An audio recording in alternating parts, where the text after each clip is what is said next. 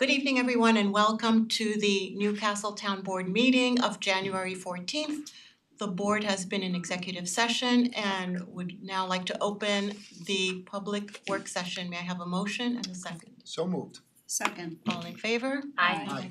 Okay, so today we would like to welcome our consultants from Marist Poll, Barbara Carvalho, sorry if I'm butchering your name. Beautifully done. And thank you, and Michael Conti. We welcome you and to present the results of the survey regarding the use of possible future uses of the 23 acres of town-owned land around the Chappaqua train station. I just want to alert everyone that this session is simply to hear the presentation on the survey and your interpretation of those results. We're not here to announce any conclusions on our part about what we're going to do regarding the results of the survey. This session is not for that purpose. It's for the board to understand the results and to ask the consultants questions. And we will give the public the opportunity to also ask questions, but not to delve into great and lengthy detail about methodology and what they think the consultants think we should do with the property. Recording in progress. 1 second. Have we just started recording? It just started recording, but we've been live. All right, so we were live, but no one could hear us? They can hear you. Did they hear what I said from the opening? Yes. Just wasn't It being won't preserved. be in the tape though. You might wanna Zoom- repeat it, Yeah, The you should Zoom repeat wasn't it. recording, I think. you're right, I think the production itself, so YouTube still got it.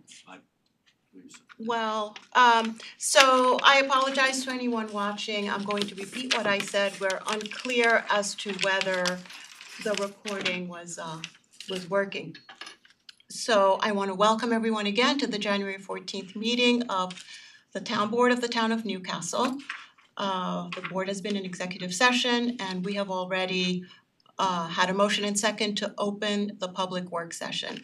We are here with consultants from Marist Poll, Barbara Carvalho and Mike Conti to present the results of the survey regarding the 23 acres of town-owned land and the future uses of that land, which is a project that we embarked on last May with in-person engagement sessions where we received feedback which informed the second step of a survey to all residents.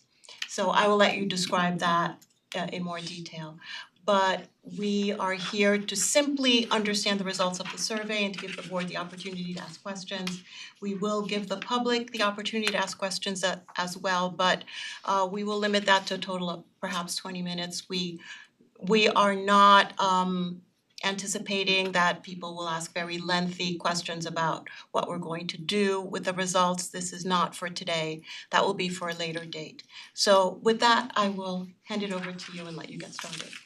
Thank you very much. Appreciate the opportunity to present the results of the survey to you. Thank you also for all the effort and insights and preparation that you did in order for us to be able to construct a questionnaire and to design this research so that we could understand what residents of the town think about the different possible uses or not use at all of the property that is by the train station. I'm Barbara Carvalho, I'm director of the Marist Poll. It's very much a part of the design and implementation of the survey. I'd also like to just start out by thanking residents for their participation. We do a lot of surveys of communities around the state, around the country.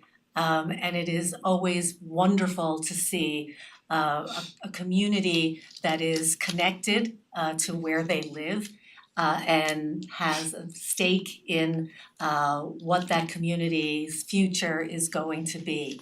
And I think that in terms of the response rate and the comments that we received, you should be very proud of yourselves because it really shows incredible amount of community engagement. I think at a time when people sense that a lot of folks are not connected, invested, and wanting to participate in government, either at the local level or any other level. So I'm going to turn this over to my colleague Michael Conti, and he is going to first start out with the methodology, an overview of how we approached collecting the information, and then some of the general results of the survey. So Mike, Yep. have fun. Thank you.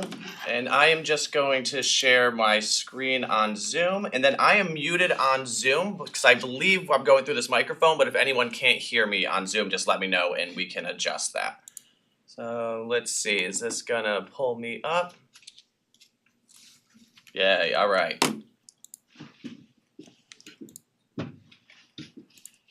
Alright, so yep, as Barbara mentioned, basically just a brief kind of overview of the methodology, which we should all be familiar with at this point. So this was a community-wide survey. So that consisted of ultimately 3 rounds of mailings. The first 2 had both the full paper copy of the survey as well as a link to the survey, and then we had a 3rd round which was just a postcard that had a link to the survey. So as Barbara mentioned, we had round mailing alone. Ultimately, we ended up with 1,679 unique households. So that's really the representative sample that we're looking at. So between all 3 mailings, we did talk to a little bit more residents than that, but again, the focus here is on that representative sample that we did. So ultimately, when we collected that data, it was balanced based on age, gender, and race to make sure that we are representative of the town as a whole. Could I ask a question about the response rate? Yes. You said that it was a really good response rate, Yep. but so I calculated was around 28%. Yeah, about 28-29%. So what is typical for Yep. these types of mailings and surveys? For a community survey, I mean, honestly, you can look at anywhere from basically 5 to 20%, 5 on the low end, 20% would be considered a good response rate. So the fact that, we're really getting close to 30% there really kind of speaks to the engagement of the town. So when we saw that, originally I was hoping for 500. So I really just wanted to we really weren't sure how things were gonna hit. It really depended on, how much people care about the issue at hand. So the fact that we got a 30% response rate really just shows that people are engaged and they were checking their mailboxes, which is great. Thank you. And during a busy time too. So the report goes a little more into this, but I did just want to kind of cover this is what we call the nature of the sample. So it's really just the composition of that data set. So of those 1,679 residents, this is the percentages of each of them based on a lot of the key demographics that we were looking for. And again, ultimately that data set was balanced to make sure it's representative based on age, gender, and race for the town. Alright, so basically just moving right in to the key results. So the main thing that we wanted to do was really just get a sense of people's support for development and different land usage plans for the plot. Again, I just want to kind of reiterate, this survey was particularly about the land surrounding the Chappaqua train station. So, this isn't talking about, different types of development in the town as a whole. So really just kind of frame your mindset around it is around this specific plot of land. So to gauge kind of interest in basically priority levels, we asked pretty much do you support or oppose development in a couple different ways. The first you'll see is we used a variation of the Net Promoter Score to really kind of give basically a 0 to 10. How much a priority do you think it is for the town to develop this land? So then we ultimately grouped the 0 to 4s we kind of considered a not a priority, the 5 to 7s a mid-level priority, and the 8 to 10s being a high priority. So as we see here, we see 55% said not a priority, but when we're really talking about, eyes tend to get drawn to that 8 to 10 high priority level. When we combine that with the mid-level, we're looking at, almost about 40% who rate some sort of development as at least a mid-level priority. Just to kind of balance that Net Promoter Score, we also just asked a binary at the end of the survey, just would you like to see the town of Newcastle invest in the development of this land? And we can see 50% of people said no, 45% said yes. So it kind of seems like You know, most things in this country at this point are coming down to an almost 50-50 split. So you can kind of look at that as, you know, maybe there's an uphill battle towards development, but also that does mean almost half of people do wanna see something used in that land. But almost half So don't. More than- Exactly, so it's half going to don't. be a glass half full, half is empty it type good situation. for you if we ask questions as we go Absolutely, along? please. So I just wanna clear up, when you use the term development, you don't mean simply housing.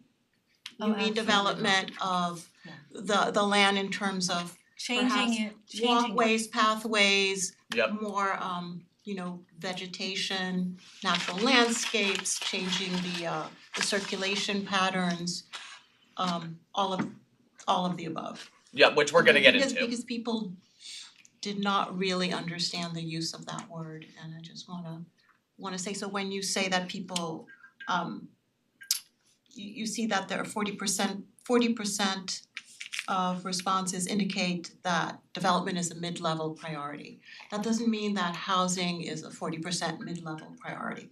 It means that some form of development, we don't know what yet, you haven't said, Correct. we haven't said what kind of development people Right, and want. I think, we, again, when we're measuring people's opinions, are gonna get kind of gut reactions. When people hear development or they hear different usage plans are gonna cost money, you might have an initial reaction, which is why one of the things we did in the survey is we made sure to ask all questions of everybody. So just because someone answered one of those initial questions as, I think this is a low priority, we still ask them all the different questions about, walkability, preserving natural spaces, do you wanna see housing here, do you wanna see recreational spaces? We asked all questions of everybody, so ultimately, if the town does decide to move forward with plans, you're not basing any decisions just off the people who said yes and answered those questions. You have the opinions of everyone who answered the survey, even those who initially, their reaction is opposed to development or different usage plans. So, Actually, Mike, that gives me another, brings me to a question. So you asked all the questions of everyone, but they weren't required to answer. no. So there's a lot of sections where it says no response. Did you notice any themes or correlation to who was not responding to the number of questions, or was it kind of all across? It was basically across the board, and it really kind of I take no responses as an unsure. It's almost as basically they just really don't know, they're not necessarily pro or against, they just don't really know how they're falling. That's why on some of the questions we included just outright responses of unsure to measure that. Other ones, we didn't include that option, and we wanted them to pick, a lot of this is hypothetical. So it's not necessarily saying you're making any decisions right now, but you wanna know, okay, so if we were gonna do something kind of recreational based, do you wanna see more of like an outdoor sports thing, an indoor sports thing? Again, this is really just to gauge general interest at this point of what people wanna look at. So yes, because of it being a paper survey, people can just leave things blank, but it wasn't like one segment of the population was more likely to do it. It was kind of just across the board. They didn't tend to be that high, but on certain questions we'll see the ones especially that we had unsure responses, such as the condition of town hall, where we wanted to make sure we had an outright unsure, just to make sure we're getting an accurate measure of things. Thank you, that's helpful. Alright, so after we got that, it was the priority score, we started with it. We really just wanted to get people's initial reaction to development, and then when that binary question came at the end, once they've had a chance to kind of see the different options here. So this is a chart that basically we asked them to prioritize all the different kind of forms, the possibilities of development. So what we see here is basically, again, so the blue lines are the not a priority scores, and then we have the mid-levels and high priorities. It's very clear residents do want they are not opposed to usage or development plans in general. They're really focusing on anything that has to do with the pedestrian experience and enhancing and preserving the natural environment.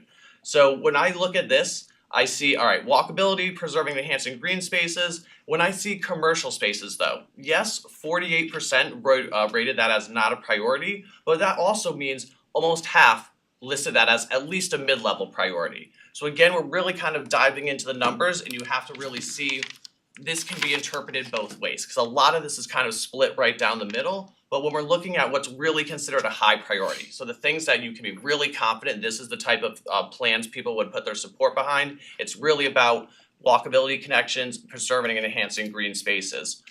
We also broke it down by key demographic groups. So who are the groups kind of driving opinions here? And we can see across the board the plurality of the key demographic groups we looked at. So that being family or households with children, households without children under 18. We broke it down by income levels. So under over 250,000 a year, as well as age levels under over 45. Regardless of this, each demographic group really was focused on either improving the pedestrian experience of the area or preserving and enhancing green spaces within the area. So while we see a bit of a split in terms of develop or not develop, we see pretty much an overwhelming no to housing and professional spaces. Yes. That's pretty strong throughout the survey response. Yes. Yeah, so that's the key thing is pretty much housing. We do have a few follow-up questions about housing specifically, but yes, keep that in mind where that really was very minimal interest. A lot of, we had a lot of people call over the phone also. You can do it online, you can do it on paper. I did a lot of surveys with residents over the phone, and a key theme here is people love the town, they love the charm of the town, they love the small town feel, they don't want to mess with that. Yep. They want to do things that are going to enhance that rather than kind of take it away and change basically the vibe of the town. And it seems like developing housing in that area, and again, think of it's this specific plot of land. So it's not necessarily, I don't want this extrapolated like no one wants new housing in the town at all. It's really focused on this 23 acres of land surrounding the train station. But we're not currently considering any development anywhere else. I want to be very clear on that. This is specific to the train station, Yep. so this isn't. Yeah, and we made sure that residents understood that. We had maps on the paper survey, we had Yes. maps on the online surveys, we reiterated multiple times that it's really this specific plot of land to make sure people had that frame of reference in mind. And we did that before you came on board to start the survey. We had extensive advertising Yeah. regarding this, Walking. before the spring, and we had engagement sessions in May. So I think it was very clear that we were focusing on the train station area. Yeah, I think that came through in the survey.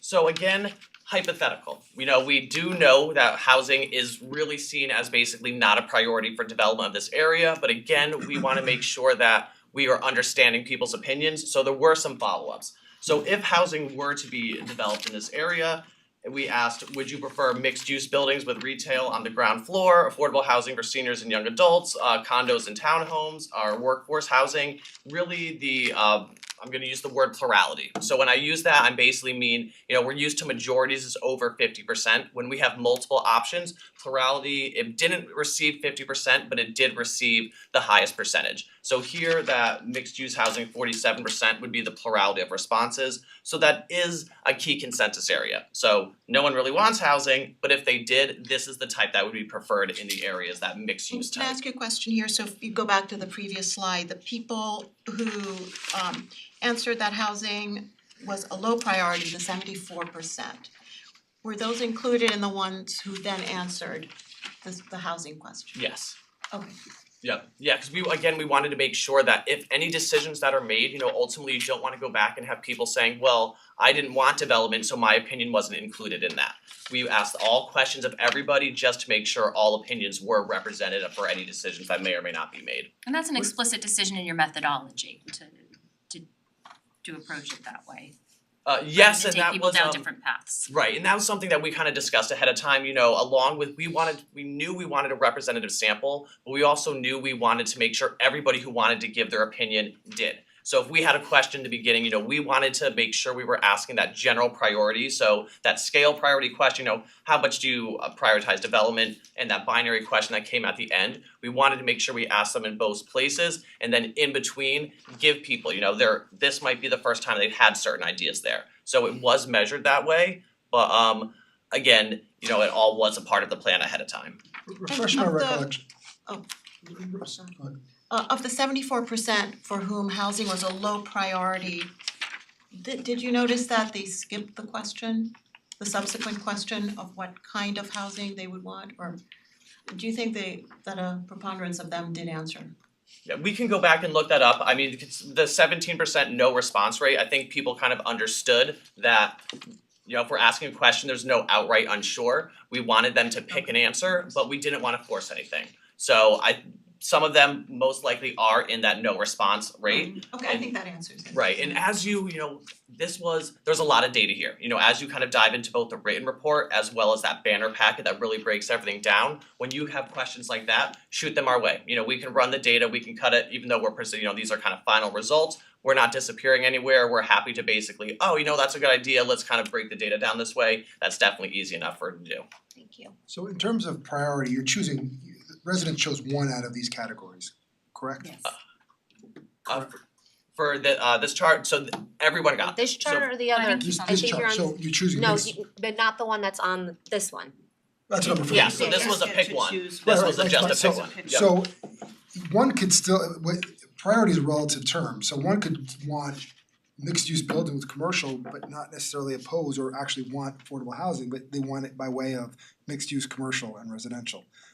So it's when I say it's a little They're not difficult to mutually read, exclusive. they're not mutually exclusive, exactly. Correct, and that actually was a point I was gonna make when we get to the recreational. You know, a lot of people, they thought there was gonna be this big number for the indoor rec space, but more people were really relied on, we wanted just parks or open spaces. That doesn't mean people didn't want indoor rec space, it just meant that was a pick one option, it just meant they more wanted green space. So it's Right. not necessarily a no, it's just think of that as priorities. Is So- there a reason you don't do an all of the above? Like, let's say, someone wanted like 3 out of 4 of these things, or, there was no way to, put workforce, affordable, and mixed use all together. Yeah, we could, but that doesn't really provide you with information. So when we're asking people to really pick one, because otherwise if you get an all of the above response, that itself gives you information. Hey, people are pretty open to it, but when we were going into this and when we were working with you guys to develop the questionnaire, it was really, what do people most want? What is the top priority? What type of development do you think you can actually get done? So throughout this, there will be some where it was more select all that apply, or we have a bunch of what we call batteries, which was kind of this, where they got each of these as an option and we're asked to rank them. So that way we can really see what people want. But again, there is value in knowing if you had to choose. So, you're not gonna necessarily be able to do all the development plans, so what is the most important one? Alright, any questions on this, or? Just one more question about that 17% no response. Can you just say again how you're interpreting that? Are you assuming those are people who don't want any sort of new housing? I mean, I'm hesitant to assume, but what I do know is they didn't wanna answer the question. Okay. So, and I think that if they, felt one way or another, they would answer it. So this is basically just, people who are either unsure or just, Neutral. yes. And we can take a look at each question by every other question. So for instance, you can look at that question in terms of what they said initially about whether they wanted development or not. So we can create a profile of people who didn't respond. I'm particularly interested in understanding the other aspects of the no response. Yeah, we can definitely follow up on that. Yeah, me too. And then we had one other housing specific question, was basically if housing were to be developed in, so again hypothetically, which would you think should be the top priority? So it was either new homes for purchase or new homes for rent, which we see a slim majority would prefer new homes for purchase rather than basically rentable homes in the area. That was by far across demographics, that was the response for either a majority or plurality based on the different subgroups that we were looking at. So this is, I feel like, one of the most interesting questions here. So this was one where we did want to include an outright, no new business response. So which of the following types of businesses would you most like to see more of in this area? So this was a pick one. So we can see here that commercial spaces such as restaurants, cafes, or small retail shops, 56% was the response of 56% of residents overall. 29% did say no new businesses. What's interesting here, and let me just make sure, I wanna make sure I'm giving you the right figures here. So we did add a crosstab on the banners, which you'll look at, of people who said yes or no to that initial development question. Even 43% of people who said no to that binary question, do you wanna see town investment on this, and did provide the answer of commercial spaces rather than no new businesses. So when you're framing it like this, people said, no, I don't really want development, but then when we're asking things like this, where, commercial spaces, entertainment venues, fitness centers, professional services, or no new businesses, still even 43% of people who said they were opposed to development, instead of choosing no new businesses, chose, hey, maybe I would like to see some small commercial retail shops in the area. So I think that kind of signified to me as, yes, at first it looked like, oh, people are outright opposed to the development. It's really how you frame it and exactly what's being developed. I think we really took a general approach here. As you get more specific with certain plans, you might see support levels, adjust a little bit. And across the board here, so again, residents overall, families with children, families without children, regardless of income or regardless of age, the majority of people did select, commercial spaces here rather than no new business. We then moved on to recreational places. So same kind of question, which of the following recreational amenities would you most like to see developed in this area? And again, this is the one I'm kind of talking about where we see multi-purpose sports fields only has 5%. Again, this doesn't necessarily say only 5% of people want to see it. Think of this more as like a priority ranking. Well, most people, again, we're going to talk pluralities here because it is only 28%. But walking and biking trails came up top. So again, it goes to that idea of just enhancing the pedestrian experience of the area, keeping that kind of small town charm going. But we did see a good amount of support for a town pool also. So again, this doesn't necessarily mean these aren't, as you said, mutually exclusive. People could want more than one of these things, but we wanted to get an idea of what people wanted most, and it was pretty much walking and bike trails, pedestrian experience type things. So we asked about, right where we are, town hall. So this is one where we knew we needed to include an unsure response. So from what you have read or heard or seen about the current town hall building, which comes closest to your opinion. So as we see, 42% of people were unsure. So, we asked, do you think the appearance is satisfactory, but the mechanicals need replacement? The appearance is outdated, but mechanicals are in good shape. Both appearance and mechanicals need replacement, or town hall is fine. So we saw 42% really didn't know how to answer that question. 27% thought town hall was in good shape itself. And then 29%, so that's about, just under a third of people do think there's some kind of issue. So whether it's just the 7% who said the appearance is satisfactory but the mechanicals need replacement, or the appearance is outdated and the mechanicals are in good shape. So we've got about just under 30%, 29% of people who recognize there is an issue with town hall, about 27% of people who think, hey, it's fine, and the vast plurality of people, almost 42%, really not sure how to answer that question. So then the community center. So if town hall, again, hypothetically, if the town were to build a community center in this area, which of the following would you most like to see the new center include? And this is where we can see a pretty even split between indoor multi-purpose recreational spaces as well as a town pool. So we are seeing that there is some desire out there for these things. This going across, so families with children, without children, which tend to be kind of opposite on some of the issues, are in agreement here that indoor rec space would be great. Under 250 prefer the town pool, but only slightly, so 35 to the higher earners at 250 or more, 38 would prefer the indoor rec space. Under 45, we see prefer the town pool, compared to the 45 or older crowd, which would prefer that indoor rec space. Alright, and then moving in, so to the areas that do have a little bit more consensus, so green space development. So if the town's development plan for the area includes a focus on developing green space, which of the following would you most like to see? And we can see a park or open space is really valued, as well as more walking trails, a community garden, less interest, and then we did see kind of a lower no response rate on this. I believe that's because people are interested in this natural space enhancement, the green environment of the area. So kind of continuing on that same vibe with the pedestrian experience, which of the following do you think would most enhance your pedestrian experience in this area? So we see in the plurality became with improved sidewalks and walkways, 34% said landscape and trees, benches, better lighting, signage, lower. So it's really just this idea of making the pedestrian experience, the walkability of the area improving. So parking was another big issue that we included in this. And let's pull this up.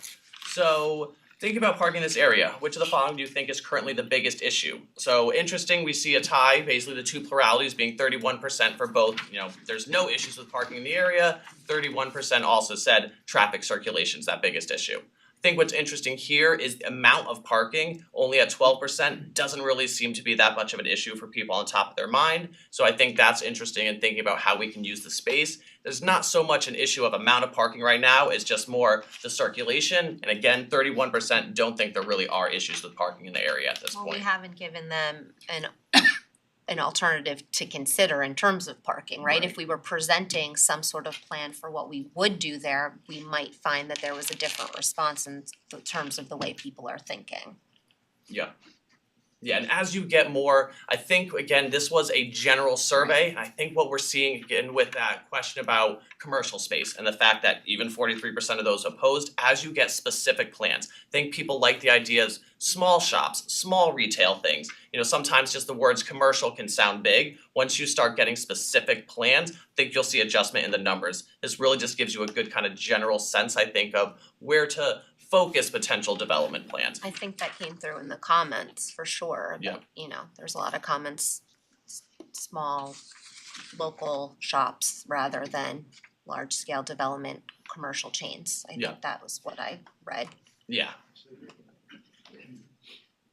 And then, pretty much large consensus, no one really wants to see a parking structure developed in the area. I do say that, but again, you do have 1 in 5 who think it is a good idea, but we are seeing 76% here that just flat out said, no, I would not like to see a parking structure, and that goes across all of our key demographic groups that we took a look at. But that question is really, even though it's incorporated into the questions, it's on an island. If you ask that, if I get you 48% of the people plus 35% of the people who want parking, more open space and more walking trails, to have that, plus you would have to have a parking structure as part of that equation, and that answer might change, Yeah. very much so. Right. Yeah, and On we an island need asking that to- question, who's gonna say, I wanna have a parking structure without, and then what? But I think Right. it's valuable to know what the assessment of the current parking situation.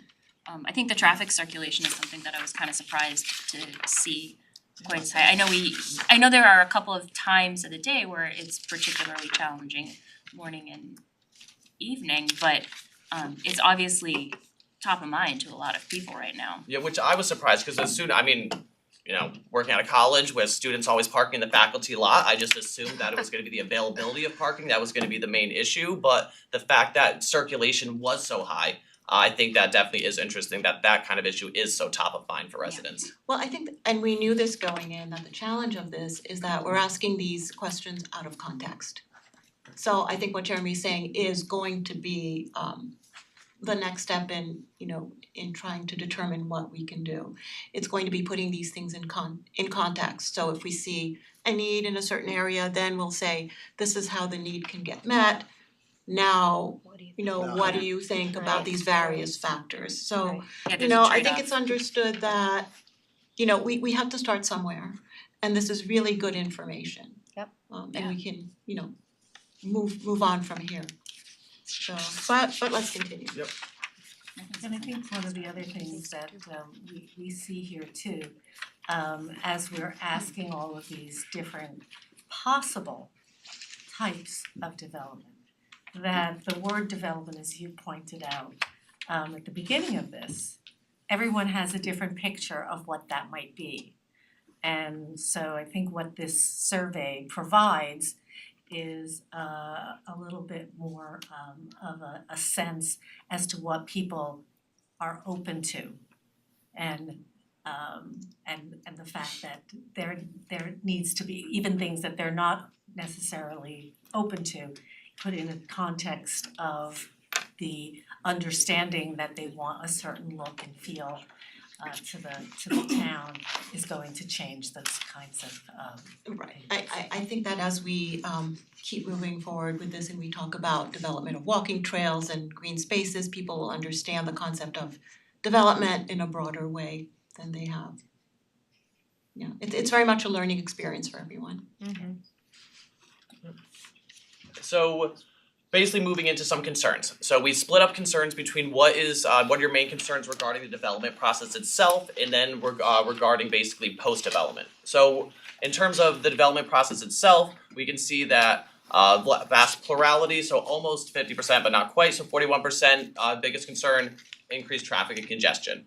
So that I kind of think is the main thing, especially, we can see that, length of time came in second, but when we look at that second question of post-development, traffic and congestion again. So I think again, this is a survey is a good jumping off point. So this is really a good guidance where you kind of know what's going to be a headache and what's not going to be a headache to get through for the most part. So in terms of the green space development, even some commercial development. So it's really this gives you the key indicators to kind of keep in mind for any decisions. And obviously, I don't think it's too big a surprise, but traffic and congestion is a main issue on the top of people's, both during and post development. And this, as we can see, across the board of the demographic groups is by far the number one response. Alright, so we did ask, and I mean, no giant surprises here. I feel like, how concerned are you over an increase in taxes in order to finance any development plans? We can see vast majority come in as either very concerned or concerned here, and this goes across demographic groups. Again, this is a general question. This, I think, once we have, or you guys have specific plans in mind, I keep going back to that question about commercial development, where I was just shocked to see almost half of people who oppose development did say, hey, I would like to see some more commercial small spaces here rather than no new businesses. So people are concerned over development plans. But again, as Barbara pointed out, development means a lot of different things to a lot of people. So as you kind of come up with specific plans using this that focus more on the areas that we do see consensus around, you'll see some movement in these numbers.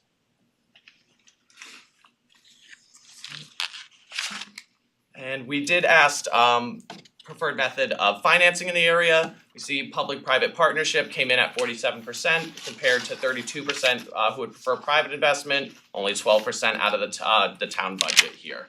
And public-private was the preferred method across the key demographic groups that we took a look at. Alright, so pretty much there is, again, a lot of data. This is a summary of the key findings. There's a lot of data in that banner packet, and again, as you're kind of diving through it, we're kind of happy to rerun different questions by question, develop profiles, but overall, the key points that we're kind of pulling out right now is that residents are more likely to support pretty much the plans that we've been talking about. Anything that's going to improve the pedestrian experience in the area, as well as enhance green spaces, the natural environment. That said, there's not this 90-10 split of people opposed to development. About half of residents or more believe that some form of green space, walkability, recreational, or commercial development is at least a mid-level priority. So, when we stay away from those extremes of just high priority or just low priority, and we kind of look at those people in the middle, there is more consensus around these issues. So I think I take this as, people aren't necessarily opposed to development, they just need to know specific plans and what they want to do, and then those levels will kind of adjust. But regardless, people are concerned over taxes. I think, there's no surprises there. There was really no difference in income. Basically, the under over 250 both cited either very concerned or concerned as the main kind of issue there. So really, anything that's done does kind of have to keep that in mind. That said, again, when we went back and took a look at things and really focused on the mid-levels also, there is a good amount of people out there who basically would like to see some form of development. Most of it has to do with kind of the natural environment and the pedestrian experience of the area, but we do see some potential for commercial development as well, as about half of people rated that as at least a mid-level priority. Alright, so anything that we can kind of dive in further or clarify for anyone at this point? Did you see anything with the people who said that they would prefer the public-private partnership along the lines of what their attitudes towards housing were? You can take a look at that.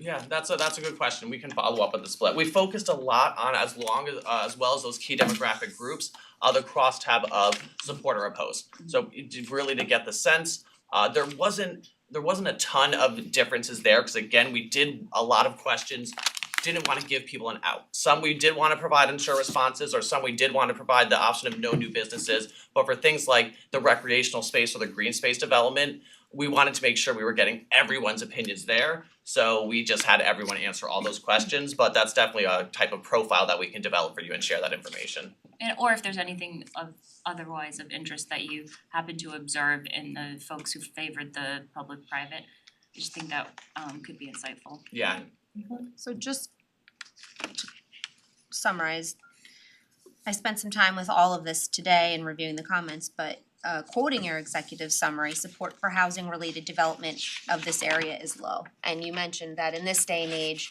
a 50-50 split or somewhere in there is not surprising, but in this case, it was an overwhelming majority.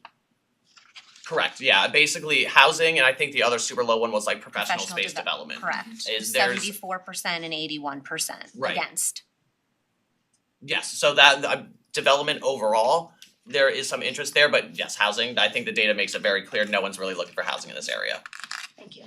But I think though, the next follow-up question is because it's not an island again, is what does that mean? If we said 250 units of housing, you might get everyone saying no. If you said 50, 40, 30 units of housing, plus commercial, plus green space, that conversation may completely change. I'm not sure I agree with that. I think 200 out of our 1679 responses put housing as a priority. So I think it's pretty overwhelming that the community is not interested in considering housing at all.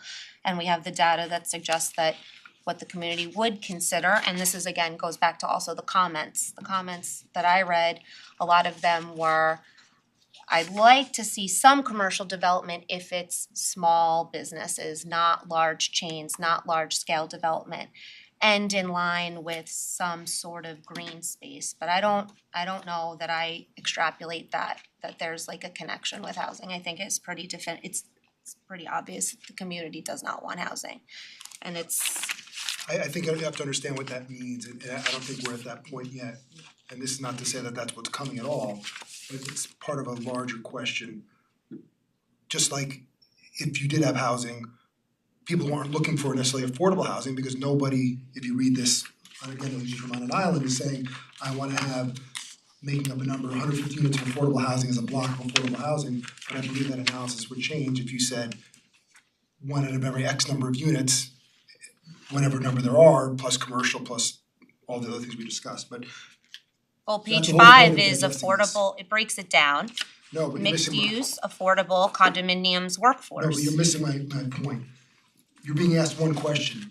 So the question is, you want affordable housing? Sure, only 17% say that, but I bet you that number would change if it was 47% of those people who could get mixed use, one out of every 5, 6, 7 units was affordable housing, they would not object to that and have an issue with it. So they're not prioritizing as a block as this is what we need, this is what we want, but they're also not saying we don't want it at all, period, in any context.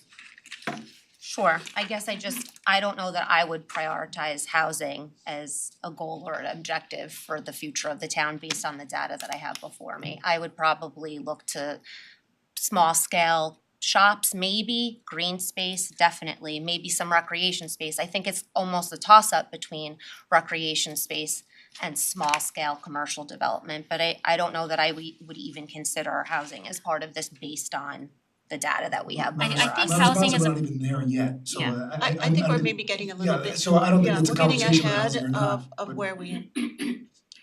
Yeah, I think I understand the points that everyone is trying to make. We're all looking at this from different perspectives. What we're trying to do now is just simply understand the results, and then we're going to have a lot of time to discuss it and come up with whatever conclusions that we think, but we're going to take the opportunity to be thoughtful about it. That's what, I said at the beginning and people have come in afterwards, but Jen, you haven't had an opportunity to say very much. Do you have any comments right now? No, I actually am thinking about the traffic circulation data because that jumped out to you as significant, and it dovetails a little bit with what I heard over at Bell.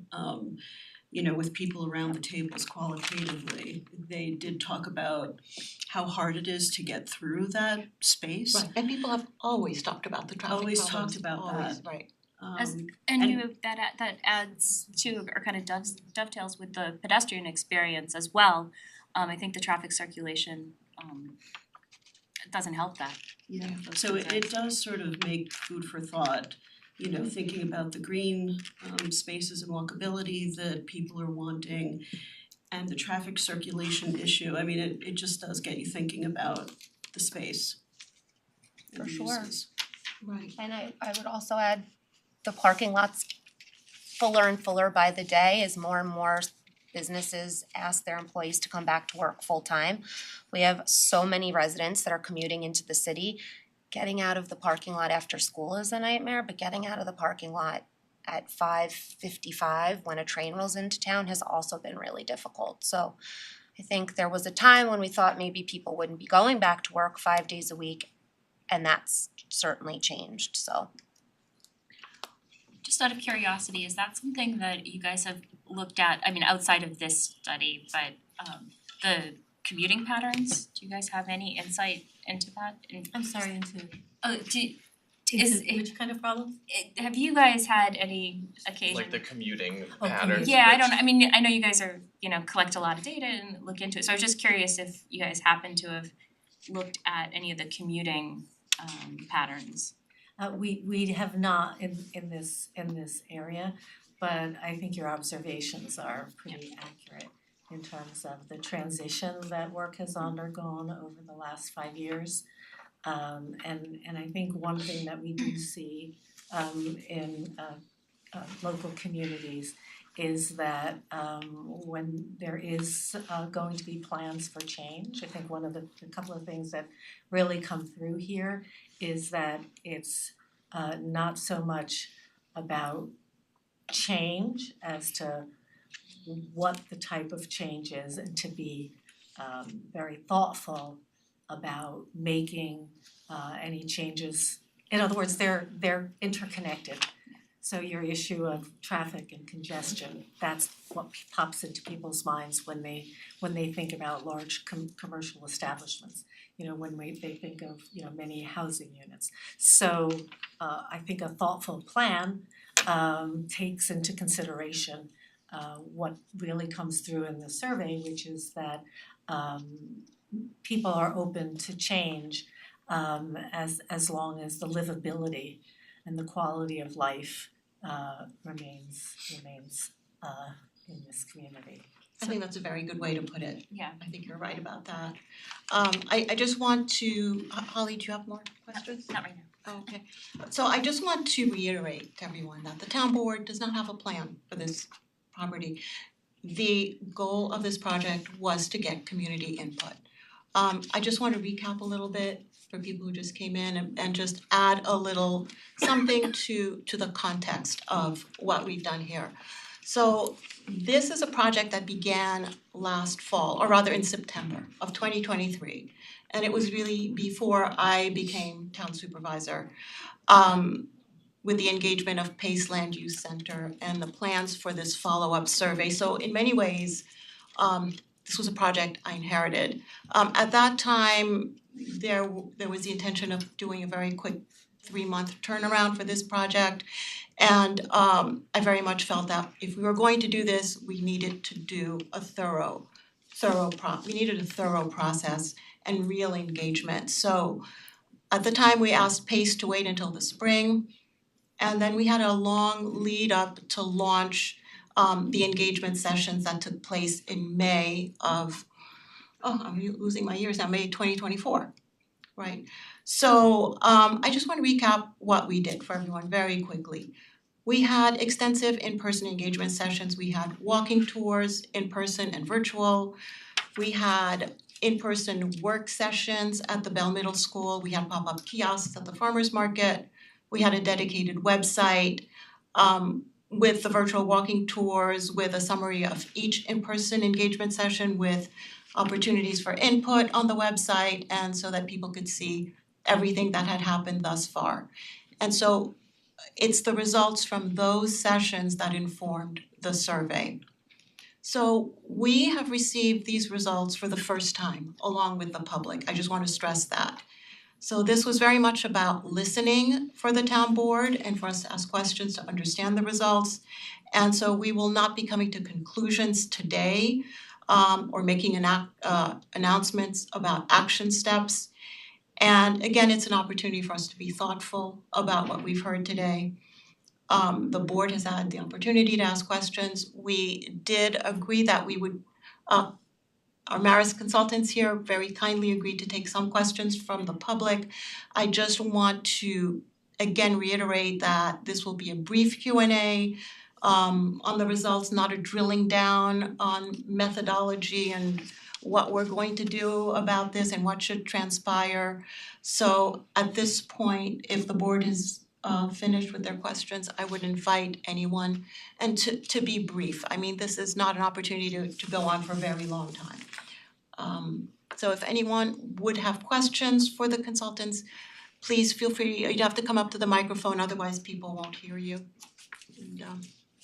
And state your name. Grace Barry for Lakeland. Question, there was two questions that came up that had answers. One was about housing and the other one was about traffic. When you do this survey in other communities, do you get kind of the same numbers back? 75% of the people don't want housing, and a third of the people complain about the traffic? Or are those two responses or percentages unique to Newcastle? Or are they kind of typical of Westchester or this part of New York? Thank you. Thank you. Thanks for your question. I think that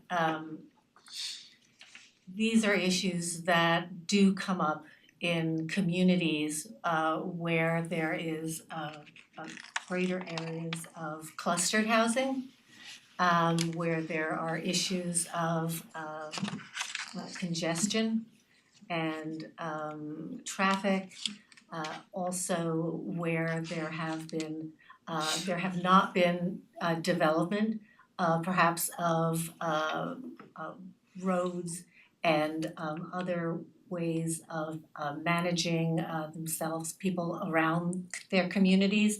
In other words, when there is a town center which everyone is really forced to go through in order to get to other major arteries. But generally, you know, what we find in communities in other places can actually be the opposite. In other words, an interest in commercial development, an interest in further business development because of lack of jobs, because of not being closer to city centers and to areas where there's place of work. So we often do see this kind of trade-off between quality of life and what people think about the nature of their communities, but that does vary depending upon the needs, particularly the income and the options that those communities have in front of them. I don't know if that answers your question. It's kind of yes and no. Right.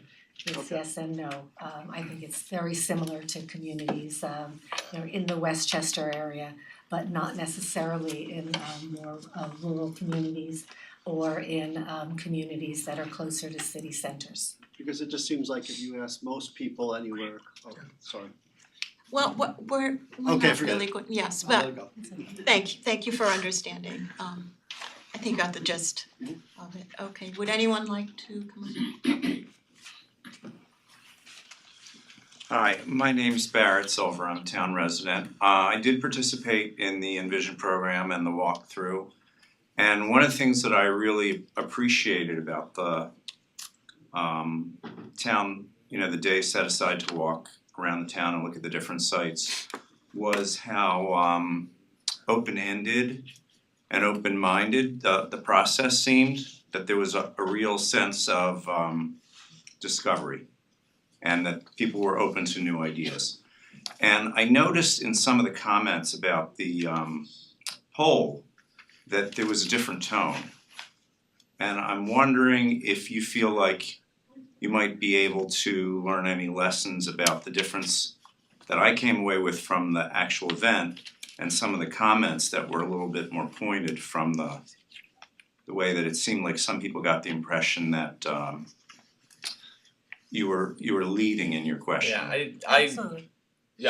Yeah, and I got that a lot of phone calls also. I think people kind of took it as, hey, they're asking about development, that means they want to do development. Again, this was a survey where it was general. We wanted to gauge interest. You can't really gauge interest without asking the questions. And then part of it was, on some of the options, there wasn't really an out. There was I don't want indoor rec space development. Those questions of which did have, either unsure or no new business options and which questions didn't, that was all done methodologically. There are things, again, where we wanted to get people's opinions, whether or not they supported development. So again, yes, I heard that. And I actually had, a couple good conversations with people on the phone, and then when I kind of explained, well, we want to make sure we're talking to all people's opinions, they really got it. But when you're just filling out a paper survey or doing it online, that's why a lot of the interviewing that we do has live interviewers behind it to really kind of explain the point by it. So I did see those comments, but I think especially when I talked to people on the phone that they kind of understood, there really is no agenda behind it, but you can't really get any data unless you're asking the questions. So I think people kind of assumed, hey, if they're doing a survey, there must be,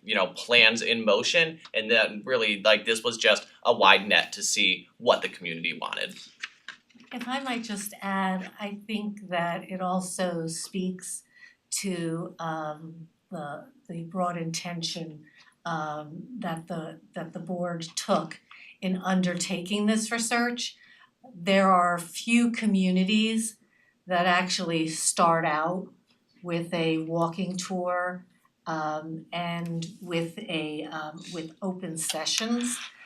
Very often, we need to combine both of those things in a survey that we do of the community. And so I think what you're seeing this time with this instrument is that not that we left it out, but rather that the town had done that initial research.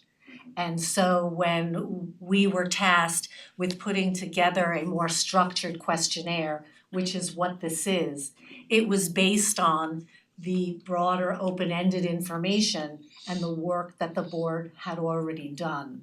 And so I do understand that it felt more contrived, and it felt that we were trying to force answers, but that's because the wealth of information that the board had already collected then brought us to different decision points than what we would have had to do had they not done that. In other words, in many communities, it's actually quite a task to combine both of those things in one survey. And the board had already done the first part. So hopefully those folks who felt that they were not being able to express their opinion within the constraints of the questions that we asked were able to do so in other written ways, online, and also we asked people to reach out to us, and if they did call and wanted to expand upon their opinions, those are included in the comments that the board has been referencing, because we wanted to make sure that in fact we were not defining opinion, but trying to address the issue of what are the priorities and where can we go from here. I think the gentleman raised a really good point, because the intention and what I felt was very exciting about the process was the open-endedness of it and the feeling of a community coming together for a shared vision. A vision that was inclusive and that was engaging and that was about real exploration about what we could do together. And so it was very much done with that intention and that feeling in mind. So you had a tough job to then follow up with drilling down, and all sorts of conspiracy theories ensued in some quarters, which, okay, I'm not gonna be that concerned about it.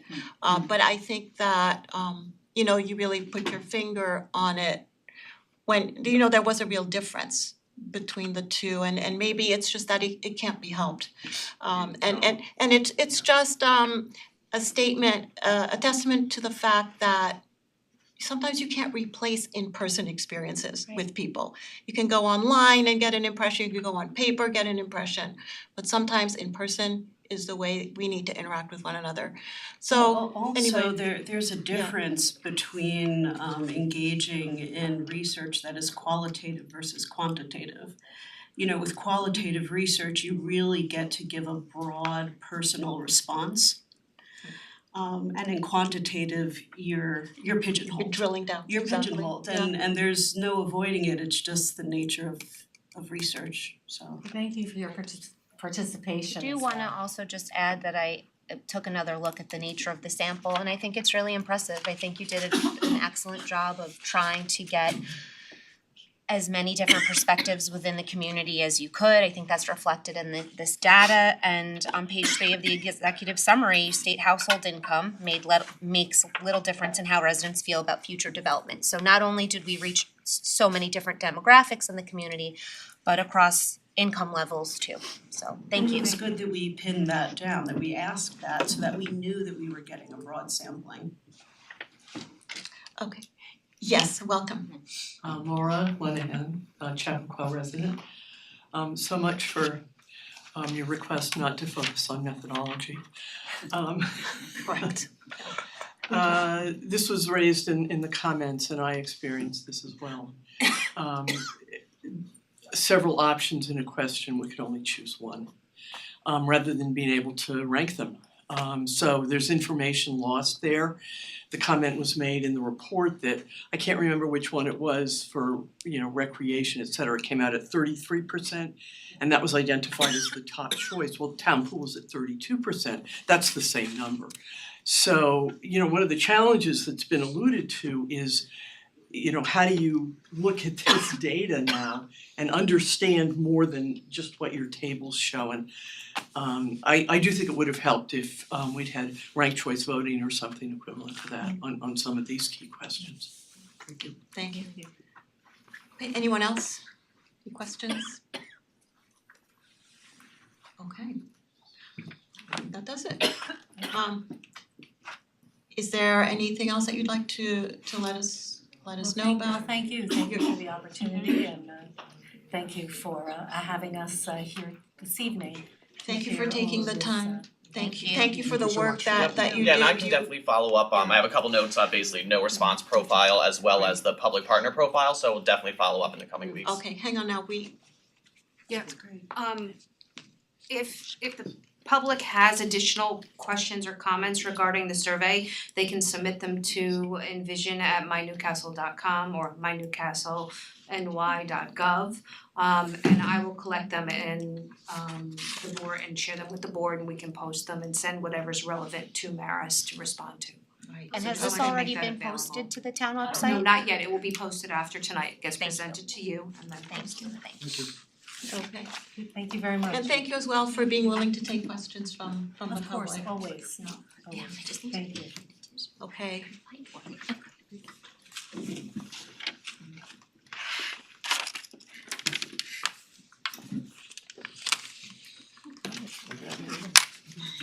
let's see.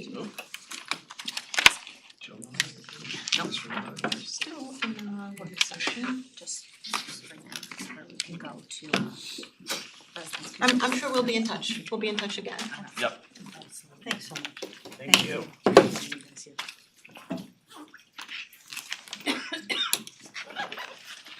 Okay, thanks again. Have a good night. Thank you. Thanks very much.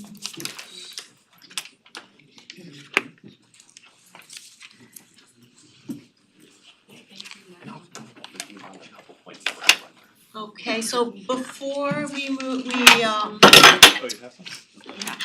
what is going on? Just cough drops. Alright, so before we move on to our town board meeting, we have some administrative items to go over I will try in the work to, session. there's quite a few of them, so bear with me. Okay, the first thing we've got is a number of retroactive payment of claims. Along with our monthly reports for November and December 2024, and adoption of minutes for November and December 2024. We have an authorization to accept the cash bond agreement for 28-30 Fisher Lane. That's a cash bond agreement for mitigation plantings, that's to guarantee their success.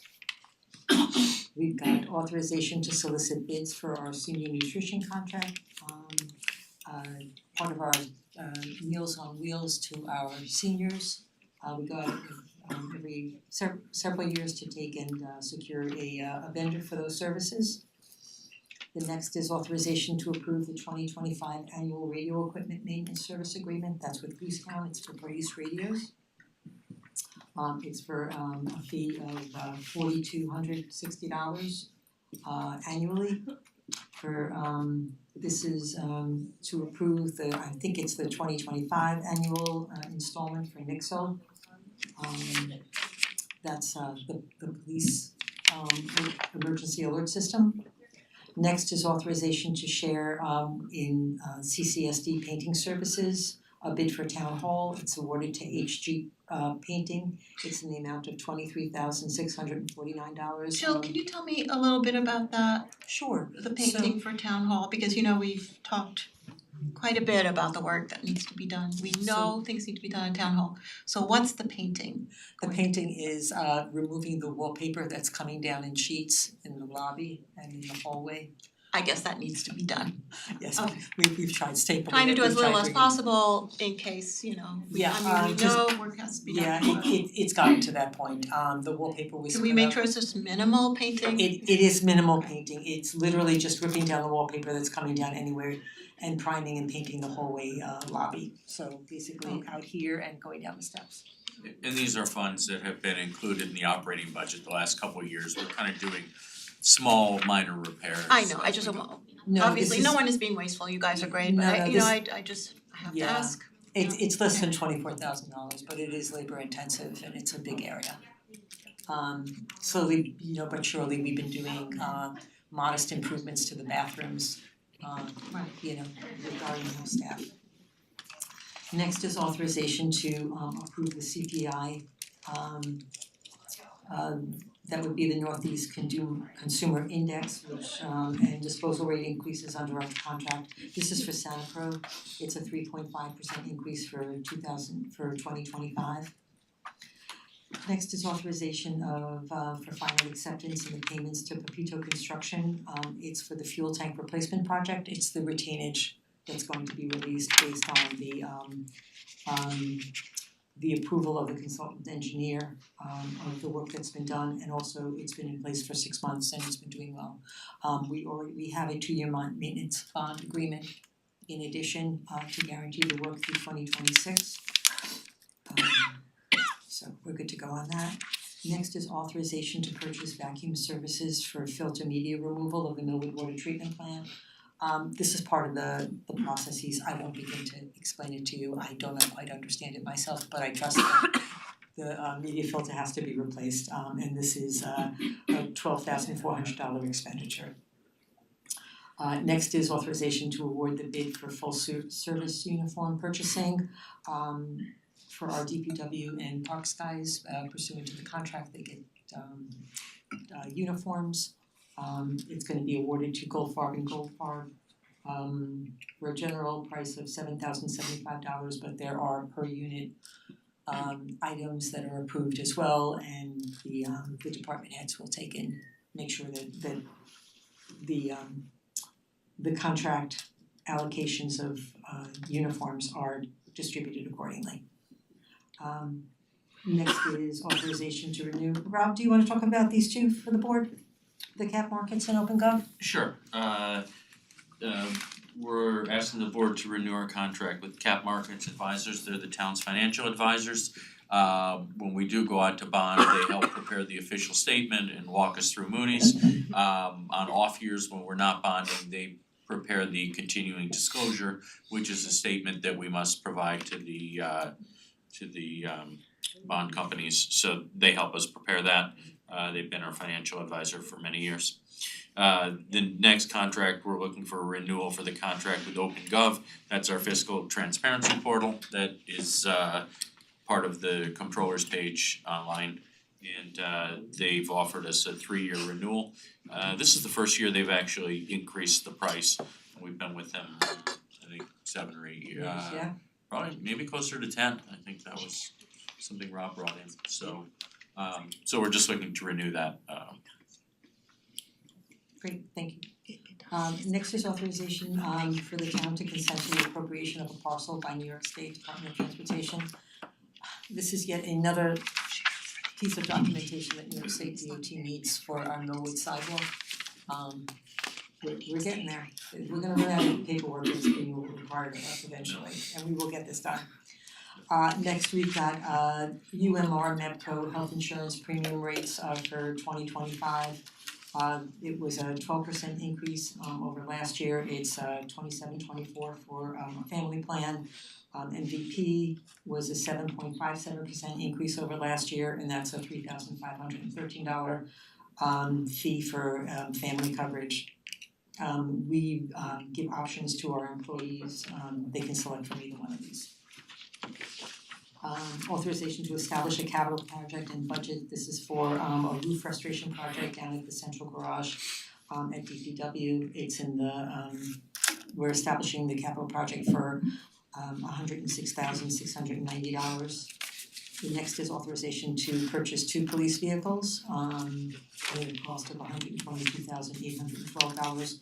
We're very hopeful that the supply chain issues will be improving, and we will get police vehicles within the next year as opposed to next 3 years, which is what's been holding us up. We have a request for a change of chair in the LGBTQ plus committee. Diane Thayer is stepping down, and Jennifer Simon has agreed to take over. We thank her. Authorization to award I'm sorry, we're gonna table the next one. And last but not least, we've gotten a request for from the high school committee, one of their student committees, for a book drive March 3rd through the 14th. They'd just like to put a bin in our lobby to collect books. So, and that's the last of it. Is there any questions, any clarifications on any of the administrative items? No, thank you, Jill. We're a little early, I guess. Well, we're certainly early for the announcement that we wanna make. We told people who wanted to be here, let it be 7:30. So when we start the town board meeting, well, we'll talk about that when we open the meeting. Is that it? Is that all you have for the That's the work extent of the work session? session, Rob, do you yes. have anything? No. Alright, so may I have a motion to adjourn the work session and open up the town board meeting? So moved. Second. All in favor? Aye. Aye. Okay, so we are now in our town board meeting. We have, I think we're going to go out of order in our agenda. Let's see, Jill, do you have any announcements to start? I actually do. Whoops, Okay. sorry, I actually do. So we have a road closure, Hamilton Road this Thursday. There's a tree that we've been trying to take down before it comes down in a storm and takes out all the electricity on Hamilton Road. We have finally secured those services this Thursday, January 16th. We apologize, but its removal will severely impact residents on the road when the tree work's being done. Residents have been notified, as have our first responders and the school bus companies, and we apologize for the inconvenience. Our second half school taxes are due by January 31st. That's a Friday. If you are as opposed to your bank are responsible to pay your property taxes, the second half school payment is due by Friday the 31st. If you have any questions, please contact the tax office 238-4773. And people can post date it in order not to cut it close because of the really strict interest. Yeah, so it is a 10% penalty when you are, and I'm gonna put it in quotes, 1 day late. Because the entire school tax bill is due on September 1st. You have a 30-day grace period for the first half and a 4-month grace period for the second half.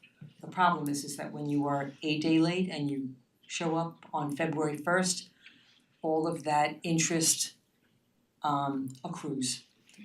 So it's a 10% penalty, and yeah, It's very steep. And we have no discretion insofar as waiving it. So please, we do hold post-dated checks. If you are gonna mail your check at the post office, please make sure you see them affix the postmark. Don't just put it in the box. And we'll be reminding people, and we will be sending out an e-alert to the community, and there are reminder postcards going out as well. There's going to be no notary available at Town Hall for the next 2 weeks. We really apologize for the inconvenience. Notary services are available from the UPS stores in Pleasantville and Mount Kisco, and from Citibank in Mount Kisco as well. Also, your bank should provide that service to you. There are just a couple of standard things regarding, winter parking bans and winter parking rules that'll be in the e-newsletter. But I did just wanna mention in passing that we mourn the passing of Peter Levitt, former Newcastle Town Justice. Judge Levitt passed on December 13th, 2024. He was also a former Westchester County judge. He was a former captain of the Chappaqua Fire Department and a former member of CPAC. Good guy. I'm sorry we missed the information for him prior to funeral services, but we extend our condolences to his family and we remember his service to our town. I will include the link to the services page if you wanna reach out to the family or make a donation. Okay. Is that it? Yes. Okay, thanks, Jill. Can we check if everyone is here for the grant announcement? Yes. Even though it's before 7:30, but we may be able to start. We're all here. You're all here, okay. Come on in. Welcome. Good to see everybody, please come in. We'll let everyone settle in.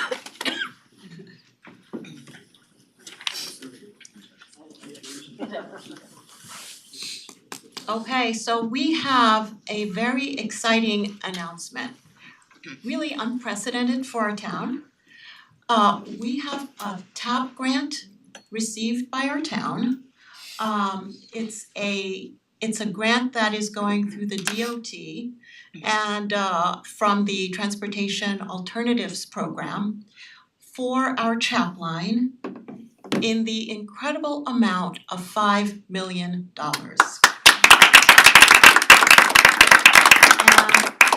This is really a testament to the things that can happen when we foster great relationships with our representatives who are here today, and we are so grateful to all of you for your partnership and the support that you provided to us. I want to recognize our New York State Senator Pete Harckham, who is here today. Our Senator Chris Burdick is on his way. I'm not sure if he's able to be here. He's in Albany, so we're hoping that he makes it. We have our chairman of the board of Westchester County Board of Legislators, Chairman Vedat Gashi, and his assistant Iris Lachaud. Good to see you, Iris. We want to thank, although they're not here, we want to thank our former county executive George Latimer and former deputy county executive Ken Jenkins, who is now county executive, for their really important support in this project. We are so appreciative of the New York State DOT, who's, I think, the regional project manager is here. I'm sorry, I don't have your name. My name's Eric Marker. I'm not the I regional have someone manager. else's name and it's a woman's name, so I wasn't going to say that. You probably have Orietta's name. Yes, I do. And what is your name? My name's Eric Marker. I work for Eric Orietta Marker. in local projects. Right, so and everyone's gonna have a chance to come up and talk, but thank you so much to the DOT. We are truly appreciative. It's gonna be put to very good use. We thank the Teatown Lake Reservation for their strong support. Would that be Okay, here we are. What is your name, sir? Bob Elliott. Bob Elliott, thank you. Thank you to Bob Elliott for their support from T-Town. We thank the Audubon Society. We worked with Ann Swain, I believe they were not able to be here because they're on a Zoom meeting regarding bird sanctuary, so that makes sense.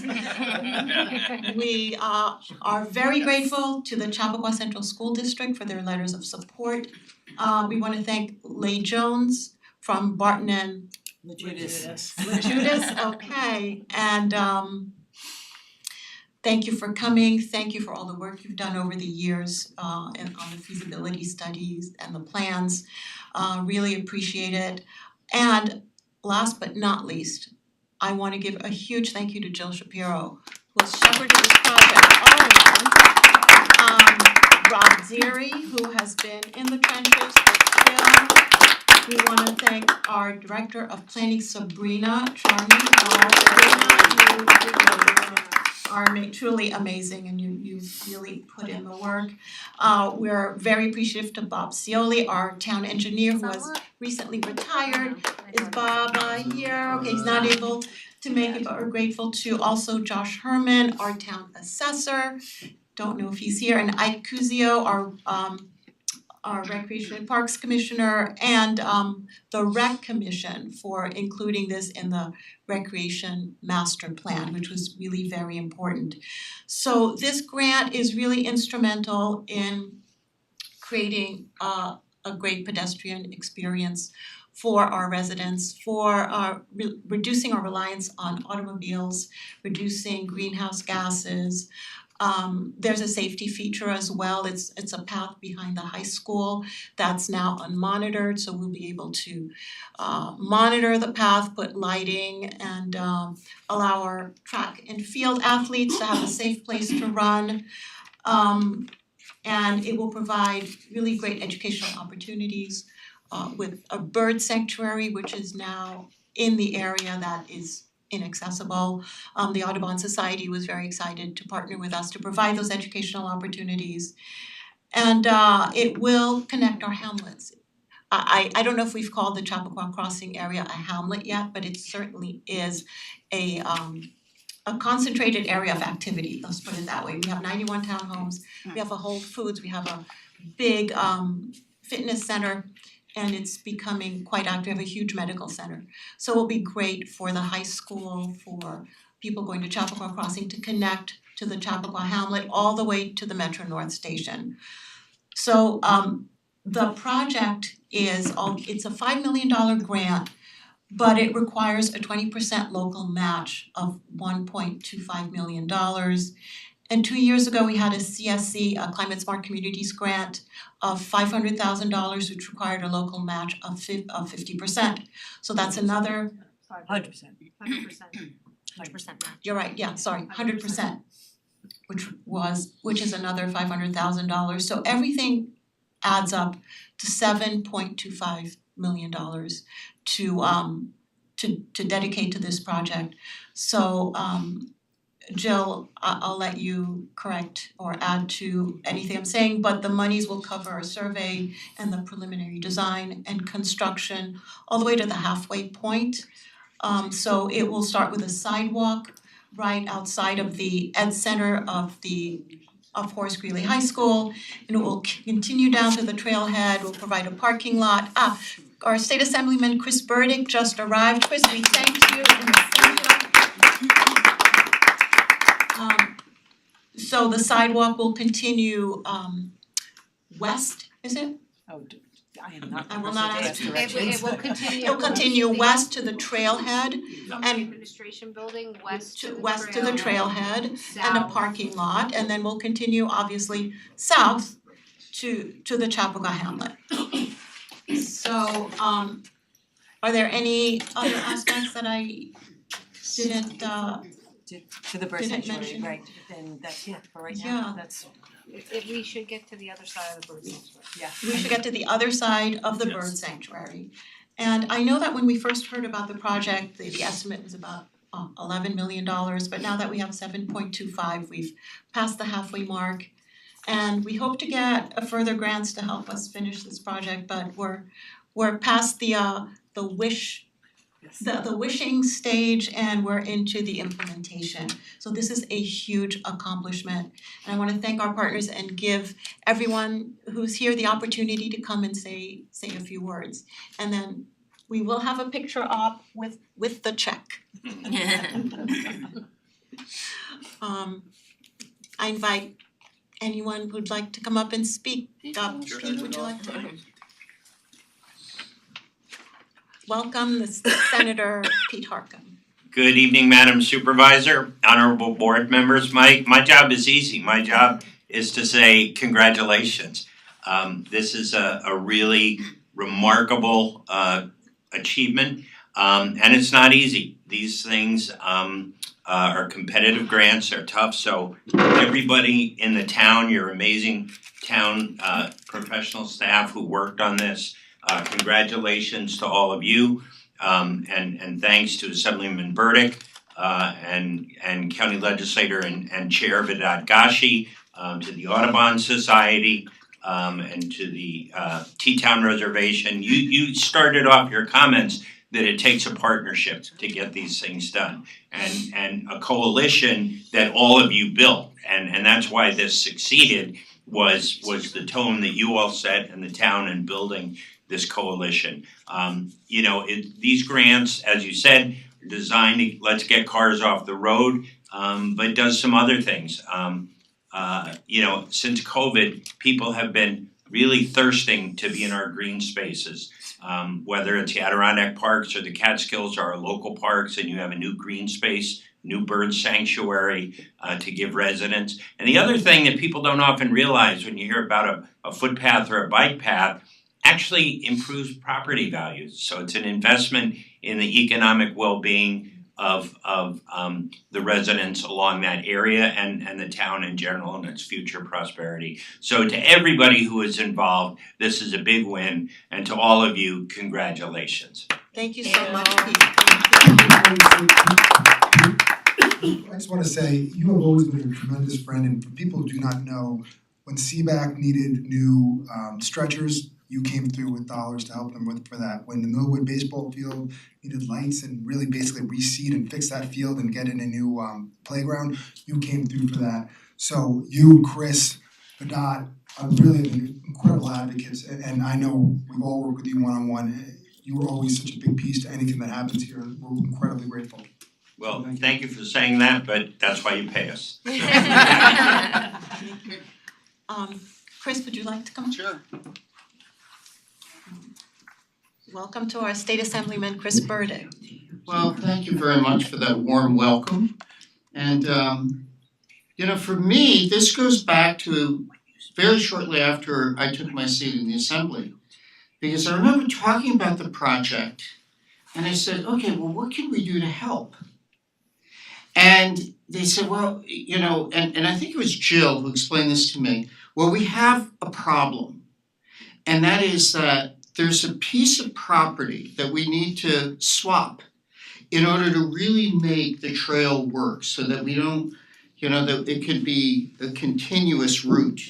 And so, but because parkland was involved, you needed to have state legislation.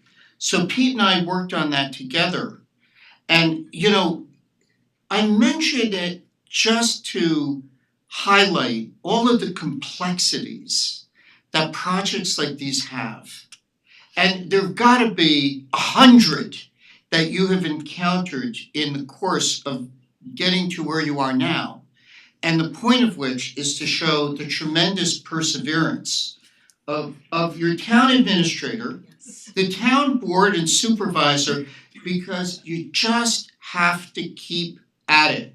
And I was just learning that the third time is a charm for getting the grant for the vac truck. And I think you remember that when you first came in, and I said, Vicky, just know that when you're dealing with the state, you might get turned down, but don't lose hope. Keep at it, and the perseverance really does pay off. And what I find remarkable is that, as I understand from Jill, that this first phase is already like something like a mile out of the 1.7. That's a big chunk. That's really good. So that, you're really off to a superstar. And I do want to say how I read with, great for Jill. So sad for our community that I learned that you're retiring next month. And but this is March. Oh, in March. I'm sorry. Don't rush her out the door. No. Don't rush her out the door. April. And also So- end of March, not March. Lock the doors. March 28th and not sooner. Maybe it'll be longer. Maybe this will get the discussion going. Anyhow, it just is one of so many of the accomplishments that without your work, it wouldn't have happened. There's just so many things. And, I echo Pete's point about how you have such a terrific staff. With your planning director and the perseverance of this board. And it really reflects on a great community because it doesn't happen unless you have the support of the community. So I echo the congratulations. You guys are just doing a fabulous job at it, and you can be assured that Pete and I are going to continue to do whatever we can to be supporting you on this. Thank you Thank you so so much, much, Chris. And I just want to reiterate that I'm so appreciative of the partnership we've been able to build in this very short period of time. And I want everyone to know that Chris, Burdick and Pete and Vedat and Ken Jenkins also coming in have been so helpful to us and so engaged, and I really appreciate our very strong relationship. And I hope it goes both ways, that we help you as well. And you've been really instrumental in that partnership. And at this point, I want to introduce our chair, our Board of Legislator Chair, Vedat Gashi. Welcome. Thank you. Coming up third after they spoke, it's a little bit hard to come up with new stuff. And in front of Jill and Sabrina, I'm not gonna try to do numbers. Because they know better than I do. Yeah, I fail as well. I certainly would fail. But you mentioned it already. This is an example of what can happen when people work together. I'm privileged to be a small part of this. It's a state grant though, so we have to acknowledge that our state assemblyman and senator did a lot of the heavy lifting on the political side. And I'm thankful to them. Also, again, it's going down. The New York State Department of Transportation, DOT, this grant.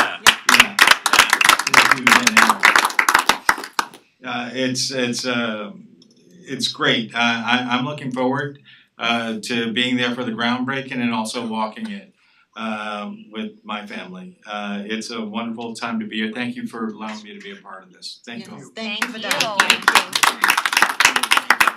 And would the representative from the DOT like to come up and say a few words? I'm just here physically. Your presence is very much appreciated. I will say, unofficially, we are. You have to come There up. you go. Yeah, we did it. You have to come up. I'm really not supposed to provide comments. I will express the gratitude of DOT for being invited here, and we look forward to working with you on this job. Thank you. So appreciate it. Thank you. Let's see, and can I have, how about our T-Town representative? Bob Elliott. That's Bob Elliott, yes.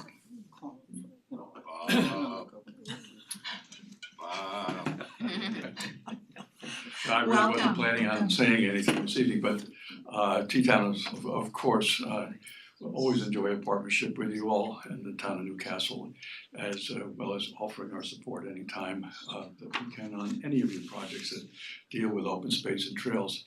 But I also might add, I'm the county representative to the Hudson Valley Greenway, and I think this is a very fine addition to the trail system, not only in the county, but the whole Hudson Valley. So Wonderful. on top of Glad you think so. all of that, congratulations. Thank you you so so much. much. Thank you for being here. Ray Barton, would you like to come up and say a few words from our very instrumental in Yeah, well, again, congratulations to you all. I've been working with the town for over 5 years with the beginning of the feasibility study. So for me, I'm as excited as you all are to see this become a reality. I cannot wait to walk down it. Yeah, I'm Thank you. super Thank you excited so and much. congratulations to you all. Thank you. you Thank for your you. hard work. Are we missing anyone? No? Okay, we're gonna take a picture. It's your moment. A moment, we're very excited to present the check To ourselves. here, and we will all come up and invite you to come and take a picture with us. Do you wanna stand down here? Yeah, we'll come down. Get it done.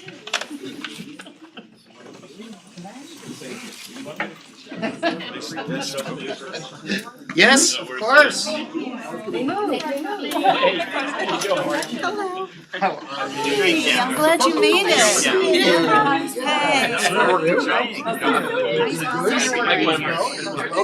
How you doing? Oh yeah. Hi, I'm Holly. Nice to meet you. How's it going?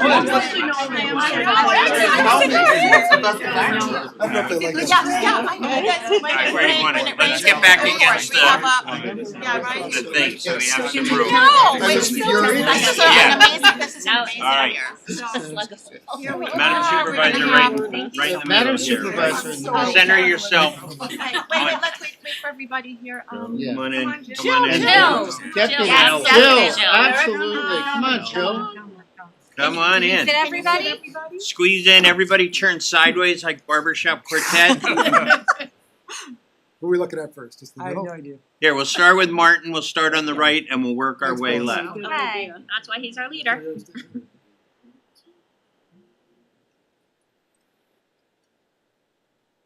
All right, Michael? Okay. Good. Iris? Okay. Okay, we're good, thank you. All right, Thank you. congratulations. Congratulations. Great For job. the record, we appreciate it, 'cause we can cash this check tomorrow too, because it just says today. Any day you can do The gift that it. keeps on Great giving. to see you. You Thank too, you. how if you need Absolutely. anything, absolutely. Well, listen, All right, good to see you, be well. Yes. Take care, I'll walk out with you. Good.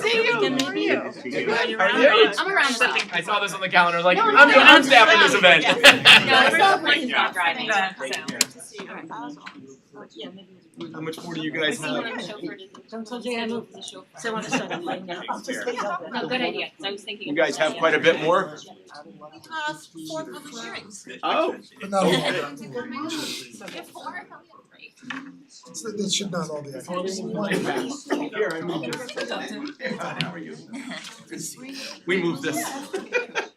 You can't take that with We you. need 3 public hearings for the public hearing for Mr. Lang's Way.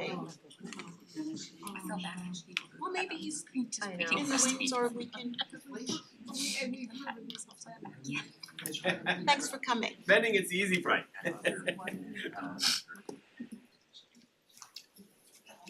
Okay, So John. we have 4 public hearings, but we have public comment prior to that on the agenda. Hang on, Jill, before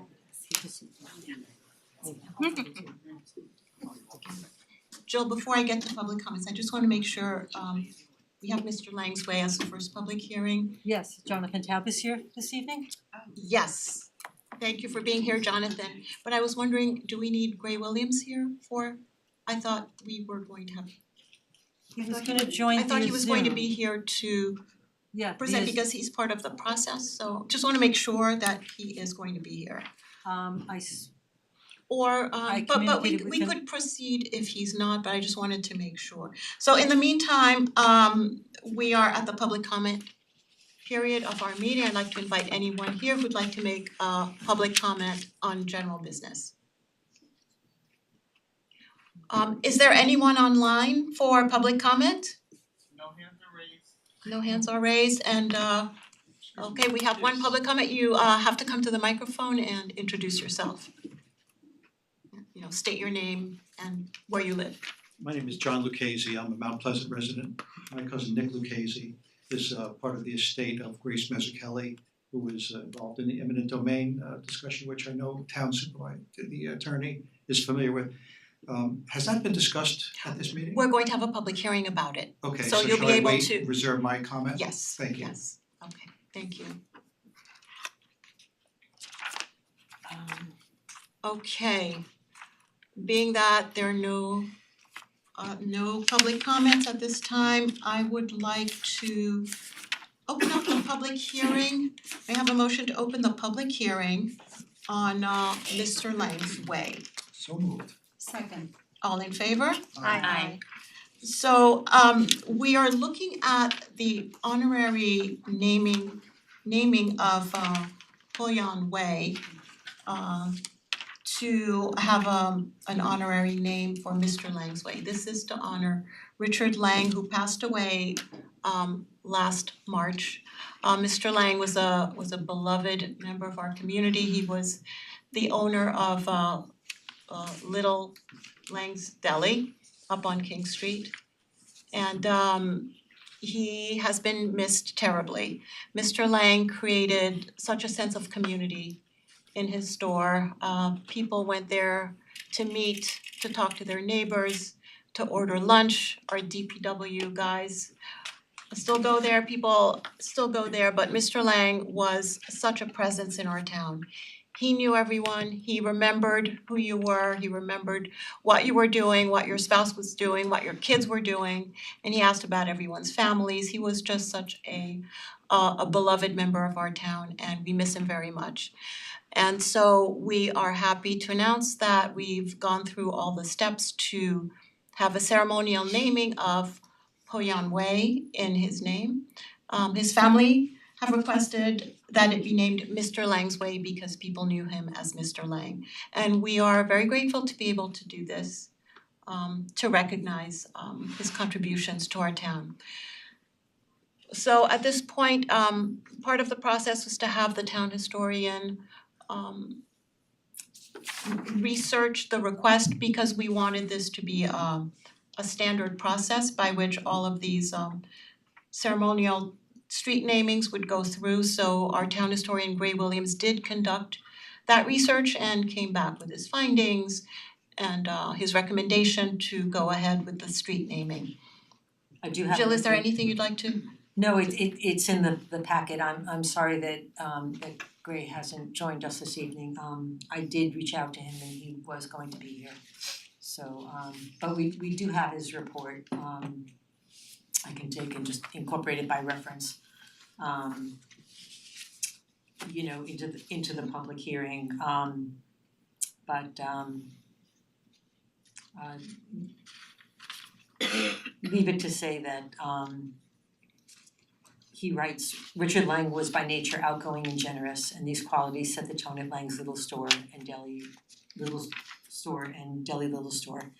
It has become an informal community meeting place, treasured as much for its friendly and welcoming atmosphere as for the quality of the food. Rich, or Richie as he was familiarly known, was also noted for his generosity to the community. He is fondly remembered, for example, by members of the fire department and the Department of Public Works for providing hot meals during winter storms when most other stores were closed. As his obituary put it, he would support a cause, lend a hand, or provide a meal without asking any questions and expecting no accolades. His motto was, if you need something, I'll help.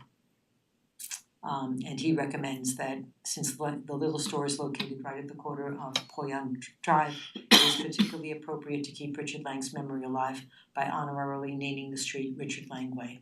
Mr. Lang's Way. I heartily recommend it. Okay, thank you, Jill. At this time, would anyone like to come and make a comment? Yep. Yes, Jonathan, yes. And even though we know you, do Yes. identify yourself as usual. Thank you, and thank you for coming. Hi, I'm Jonathan Taub, and I was asked by the Lang family to come and express the gratitude for the naming in Mr. Lang's memory. As I was driving over here, I couldn't get the Andy Griffith Show out of my head, which, based on the crowd behind me, everyone knows about the show. And the beauty of that show was that there was a center of town and that was Floyd's Barbershop. Well, Lang's Little Store was the Floyd's Barbershop of Chappaqua, and it still is. And Mr. Lang was very different than Floyd in that he was the most caring, giving, honest, loving man that you could imagine, whether he knew you for a long time or you just came in for the first time. And everything that's been said by the historian, I know a couple of you have, are regulars there, a few of you, and having been part of that close circle, I can tell you that it's just overwhelming that the town has come to do this, because if there was ever anyone who deserved that sort of honor, it was Mr. Lang. And as close as I was, I never called him Rich or Richie. To me, like you said, he will always be Mr. Lang. And it was a tremendous loss for the town. And hopefully the memories that he gave to everyone who knew him, whether it be casually or not, will continue for the rest of their lives. And so on behalf of Mrs. Lang, Vicky, Heidi, Maddie, and her husband Dave, graciously want to thank you for doing this. Thank you so much. Thank you, Jonathan, for coming and speaking so eloquently. Really, this is one of the most meaningful things I think we can do, and I'm just really grateful to everyone for working on this. Okay, would anyone else like to come up and speak? Okay, is there anyone online? No hands are raised. Okay. So at this time, our hand is raised. Okay, welcome virtually, Frank Cooper. We can Yes, see, hi. we can see your hand raised. Yes, please, yes, you can introduce yourself. Thank you. My name is Frank Cooper. I'm also an interested party on the property that John Lucchese was referencing. No, You I'm indicated going that the to, meeting would excuse be me, just a moment, I'm going to stop you. We are in a public hearing for an honorary street naming. The eminent domain is coming up next. Thank you. Okay, thank you. So at this time, I'm going to suggest that we close the public hearing. Could we leave it Jill, open for written comments through Friday? Yeah, we could certainly do that. Great. So we will close this public session and leave the record open. Or I see someone coming up. Would you like to make a comment on Mr. Lang's way? I'm not familiar with the process. And I came interested in the moratorium on the solar. We're not there yet. We have not opened that I public know, hearing. I just wanted to make sure that it'll be possible for me to comment at that time. It's on the agenda, so we will open that hearing and then you can make your comment. Okay, thank you. So I'd like to close the public hearing and leave the record open for written comments until this Friday. What is the date of this Friday? 19th. Friday, January 19th at noon. At noon. Okay. 17th. It's the I'm 17th. sorry, 17th. Okay, we will leave the record open until Friday, January 17th at noon. And so may I have a motion and a second to do that? So moved. Second. All in favor? Aye. Okay, now may I have a motion to open the public hearing on the eminent domain proceedings for 230 Joan Corwin Way? So moved. Second. All in favor? Aye. Okay, so we're going to start, Lena, would you like to start us off? Sure, Madam Supervisor, members of the board. This is a public hearing requirement under the eminent domain procedure law under section 202. It's basically a public hearing to ascertain the public use as to why we are considering acquiring a portion of 220 and 230 Joan Corwin Way. This board had gone through this before, but we're doing it again.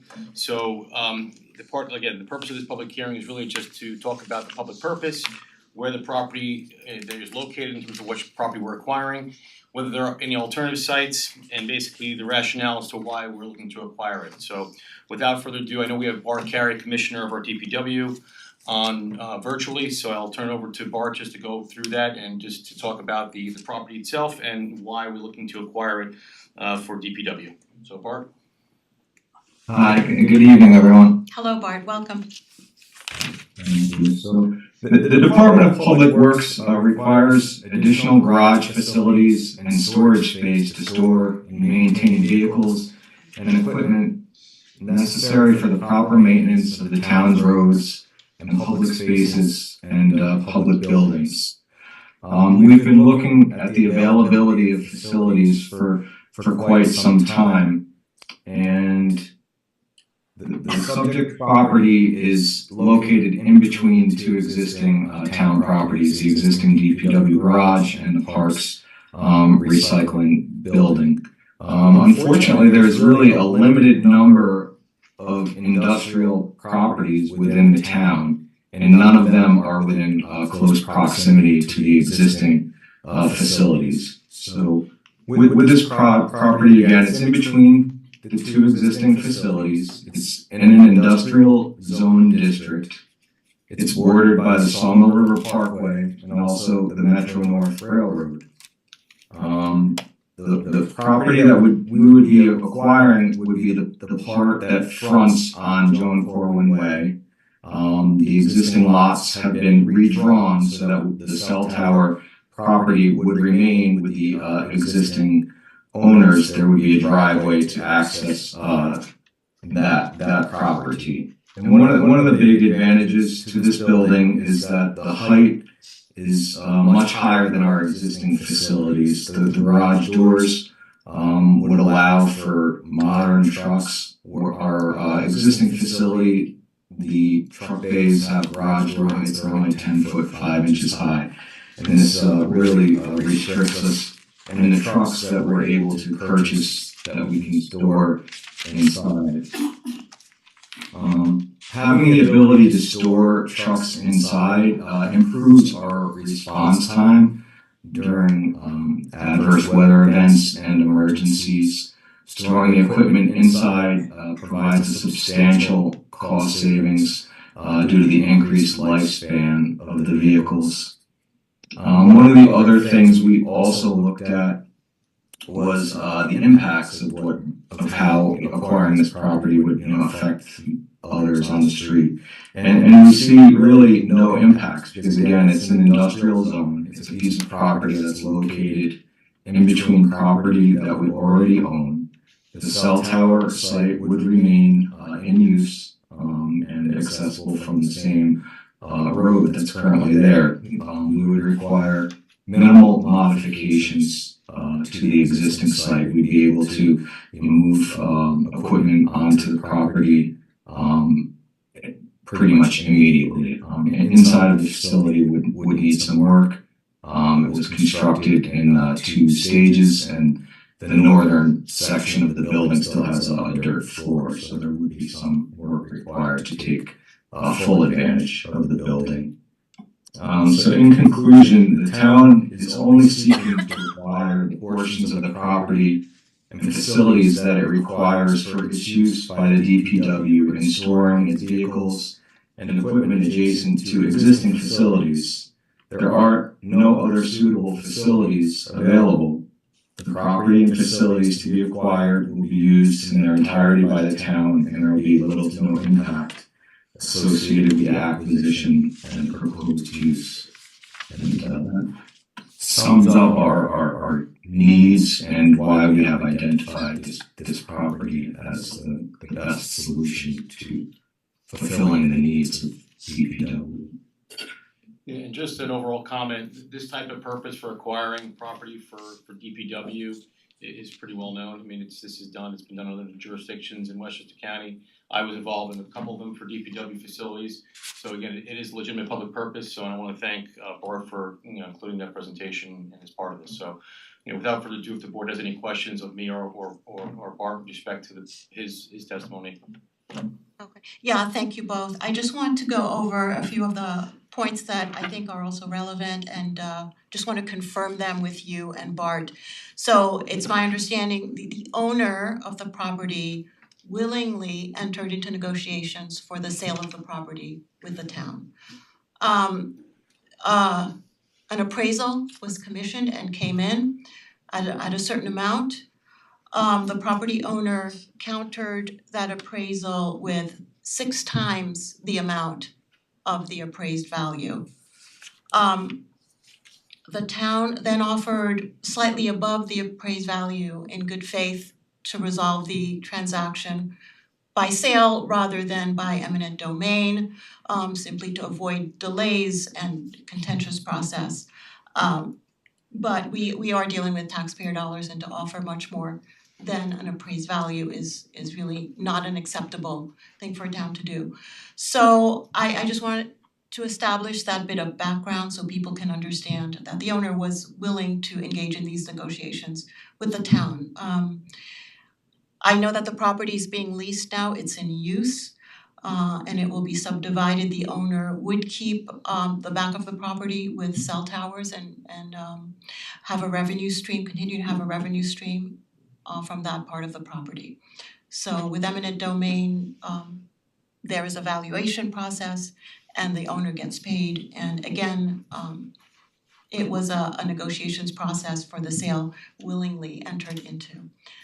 Lena, was there anything else that you'd like to add? No, that sums it up, Madam Supervisor. I will say again, when I came on board and started negotiating with counsel for the property owner, we were trying to do this in a way that would avoid eminent domain and as you indicated, to do this by way of sale. But it just so happened that that those terms and conditions kept changing as we were going through that process. So at the end of it, we just thought best, look, we started this as the eminent domain route, so we just thought at this point just continue that, and that's why we're doing this, kind of restarting the process and doing it all over. Again, it was contemplated that we were again, this is my predecessor, we were going to acquire this by way of sale, saving litigation, saving in terms of eminent domain, appraisal costs, all that have you. But again, we didn't get there, so that's why we're here and we are doing this public hearing, because ultimately what will next happen is, we'll publish these findings in terms of our public purpose, we'll provide this board with our report, and then ultimately we'll submit another offer to the property owner with the latest appraised value, which we have updated, and that will be provided in a letter forthcoming to the property owner with respect to this matter. Okay, thank you, Lena. So at this time, I would like to invite anyone who'd like to make a comment. And please identify yourself and where you live. Hi, I'm John Lucchese, I'm a Mount Pleasant resident. My cousin Nick Lucchese is one of the heirs to the family property, as is the gentleman who may speak, Frank Cooper. I wanted to know if first, did the supervisor and the board receive the letter from the family's attorney? Sir, this is not going to be a Q&A. This is simply a public hearing and for public comment. Okay, I'm sure you received the letter and we'd be very interested in basically hearing, I think you mentioned that the town is going to restart the eminent domain, and the family feels and our legal representation feels it is not a legitimate use of eminent domain. We also feel that it's unfair to cherry pick and take only the piece of the property that the town needs and leave essentially a lot which is non-conforming in the very back. So the fact that that line was drawn is something we're going to legally also fight. The family would like to just sell the property either in entirety to the town or to a private buyer. The fact that you are looking to use eminent domain to split the property is really disadvantaging the family considerably. The other aspect of the tax burden, the entire tax burden on the one side of the lot is $25,000 a year. I was told that by forcing the subdivision, it will trigger a assessment of the back portion that the family would be left with, and that tax burden would be between $18,000 and $22,000, where it's about half the property being taken, half the property being left. So I think just as a matter of fairness, if eminent domain were to proceed, that the tax burden should be reconsidered and not shifted just to the entire back lot. That's another item. Furthermore, the part that the family would be left with is a very hilly area. There's no protection in terms of people or a truck, let's say cell tower truck going up there, rolling off and perhaps causing damage to life or property. So there's also consideration for what does the town intend to do. If you did force an eminent domain claim, would you also provide some kind of barrier so that that lot up there could be more safely utilized? The town mentioned that you have significant cost savings by doing this. That's great. That's why, all the more reason, I don't think the town can have it all its own way and then you have take the parts of the property that the town wants and leave part that you don't want. So our position would be make a fair offer based on a recent appraisal of the entire property. And if in fact a eminent domain claim was forced, reconsider and make part of the deal a very fair tax assessment for the remaining part of the property. Thank you. Okay, thank you. Thank you very much. Could I just make one comment, just that briefly? So a lot of what this gentleman said goes to valuation. And again, as part of this, we'll still consider, obviously, if they wanna consider in terms of, once we give them the EDPL letter in terms of our offer, we're happy to reconsider and obviously talk about if they wanna go for a sale, but by law, in eminent domain, we only can take what we need. We can take no more, no less. We can't just say we're gonna take it all. We only take what we're required by law. That's what eminent domain is all about. We can't take just because we feel like taking it. You have to be specific in what we're acquiring. That's the first thing. And in terms of the public purpose, I know he mentioned it, but again, I've done a lot of eminent domain, and I know DPW and storage facilities and garages are legitimate public purposes. So that I'm not overly concerned about. But with respect to the letter, and I did receive the letter from Zelantis late this afternoon, much of what is stated in this letter really goes to valuation. And the property, just so the board is aware, and I'm sure you know, the topography itself is a steep slope, severe steep slope already. And again, there's a tenant there already, there's a cell tower there already that they're getting rental income from. So they are accessing the site right now, today as we speak. So again, all those things go into the appraised value of the property in terms of the topo, but I will say a lot of what was stated in Mrs. Zelantis' letter really are valuation issues, and just so the board is aware, it's really a bifurcated process. So you have the eminent domain, the taking, and then the valuation happens later if you can't agree on what that number is. So a lot of these points with the gentleman rate are valuation, and that's gonna be really an issue between our appraiser, their appraiser, and at some point we'll come up with a number, at some point, because by law, it's the Fifth Amendment, we have to provide just compensation for the taking of property, which we have to do. So again, I understand and appreciate what the speaker just said, but I know their counsel well and they're free to speak to me and we can resolve this by way other than eminent domain. Happy to entertain it, but at this point, we just haven't met in terms of some of the conditions that are being asked of us in terms of this process. So I just wanted to make the record know that. Okay, thank you, Lino. Would anyone else like to come up for public comment? May I make another comment? Well, we'll let someone come up who hasn't spoken yet and then you can come back up. Just a moment, I just wanna ascertain if there's anyone in person at this point to make public comment? No, I'll make some. oh, okay, come on up. Please identify yourself and where you live. Yeah, I'm Nick Lucchese, I live in Lee, Massachusetts. I just wanna say you're pretty fair about what you're doing, we're not playing hardball here. We just wanna sell the building, it's been going on 3 years right now, and we're paying money, taxes on that building right now, our inheritance. We wanna get rid of it. So if you can come up with a number between my uncle and you and work out something here, we're fine to work with you on this. But like I say, I want it done. This has been going on too long, and the lawyer's working with us, I don't know if you read the paperwork on that, but I think he's pretty much is ahead of the game here and stuff here, and then we want out on it. Cause it's, my uncle's getting old, and it's hard for him to handle this in Florida, and we're done with it. So buy the building and help us out. Like I say, I know that building needs work and everything, and but realistically, if we were selling this building outright, that's an industrial property, it's worth a lot of money. And the eminent domain is actually cutting the cost on us on that, because we got a guy right now that's gonna offer us 1.7 million for that building, and we got a guy that wants to buy the tower. So can we kinda speed this up a little bit, and can work my uncle and everything there, and we'll try to get this going, okay? Thank you. Thank you. Thank you. And again, I'll reiterate, happy to work with their counsel, and again, I know her well, she's a good lawyer and we work well together, so I'm happy to work with them. And if we can, again, do this in a way that doesn't require eminent domain, I'm sure we'll all be glad to do that, and again, I'm happy to work with your counsel to do that, so. Okay, thank you, Lino. Would you like to come back before you go online? Would you like to make a brief comment? Sure. Come back, yeah. Yes, 2 further points.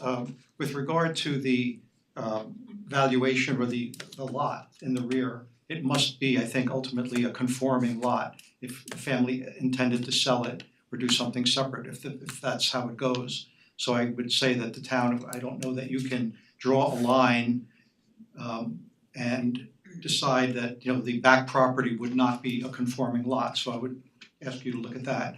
And furthermore, the tax burden, as I mentioned, I understood that any forced subdivision would trigger a new assessment. Right now with the property, and I guess all properties in the town are assessed at 1978 values. And if the family, or if a subdivision was forced, that might trigger a 2025 assessment. So that wouldn't be fair for the town to kind of draw a line, force an eminent domain procedure, and then shift the tax burden to kind of an updated burden, whereas I think it could be part of the actual overall arrangement. Thank you. Okay, thank you. Are there any comments online? One hand is raised. Okay, can you please let them through? Yes, hello, can you please identify yourself and where you live? Hello, can you please unmute yourself? Thank you. Yes, my name is Frank Cooper. I live in Richboro, Pennsylvania, but I'm an interested party of the estate.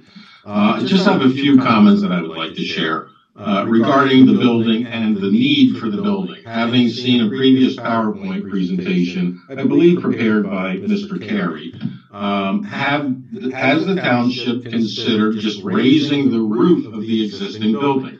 From what I have seen, it's a cinder block building, and that roof could be raised very easily at, I would perceive, a very minimal cost to accommodate the vehicles in question. So that's a standing question. I know this is not a Q&A, but I think it's a point that the township needs to consider along with its citizens. The other point I'd like to raise is I don't know that there's been a total cost of acquiring this building and making the improvements that are necessary that has been shared with the township citizens. In previous discussions, Mr. Carey had shared that one of his things was to wash these expensive vehicles in this new building. There is no water recovery system in that building, but yet other than having some costs shared regarding the acquisition of the building, I don't think the citizens have ever really been given a total cost of acquisition along with improvements. And I think that in fairness to the citizens, they should probably have that number so that they understand what their total cost of investment actually is. Okay, thank That's you. the extent of my comments. Thank you. Thank you very much. Is there anyone else online for public comment? No other hand. Okay. Lino or Bart, are there any final comments that you would like to make? You don't have to, but What I would do, I would just close it for public comment, extend it, for the written comment period for this, with respect to this, because I know we have, we have a report that Bart prepared, which make sure that's included in the record, so I would extend the public comment period just for the written comment to whatever the date that you have, Joe. Do you want it to be Friday the 17th as well, or do you want it later than that? We can do the 17th, it's fine. That's just this Friday? Yeah, that's fine. That's fine, okay. okay, we're not going to adjourn yet. Someone wants to come back and make another comment. Yeah, please come up. And I believe Bart. I just wanna talk to the gentleman over here, I just wanna know if I can get his card. No, sure. We'll get you some work. Excuse me, sir. Give me 1 second.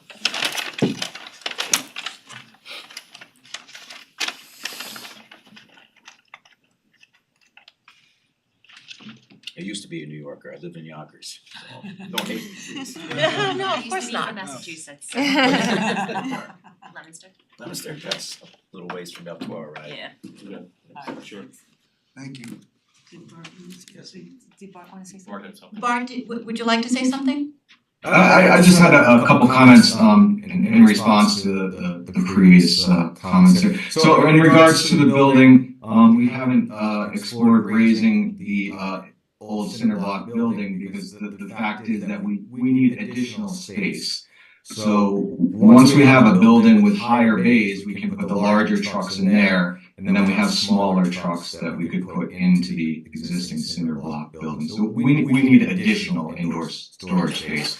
That's the big thing that we need. Right now, we have indoor storage space to park about 6 winter plow trucks, and we have 22 winter plow trucks. So we really need additional space. And as far as washing the trucks, we do have an outside wash bay where we wash the trucks, so we would not be looking to do that in the building. I think probably what I was addressing in this former statement was that we lack the ability to wash them outside and then put them inside where they can dry. So right now, when the temperatures are sub-freezing, we delay washing the trucks that will be left outside, because if we wash them, they'll just turn into a block of ice and all the components will freeze up.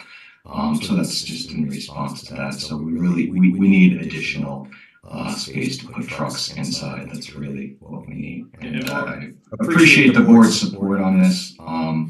This is an ideal property, it's in between 2 existing facilities, and I hope that this will work out sometime soon. And Bart, was the maneuverability of the trucks, given the size, also an issue with respect to the current site? I'm sorry. I'm saying the town's current facilities aren't they tight in terms of maneuverability with respect to the current trucks that are there now? Correct. Yeah, we are limited in space and maneuver, and we have some trucks that are parked very close to the Metro North railroad tracks, just to try to increase space on the site, and they come periodically and remind us not to put them so close to the railroad tracks. And, it makes it tight to maneuver. Thank you, Bart.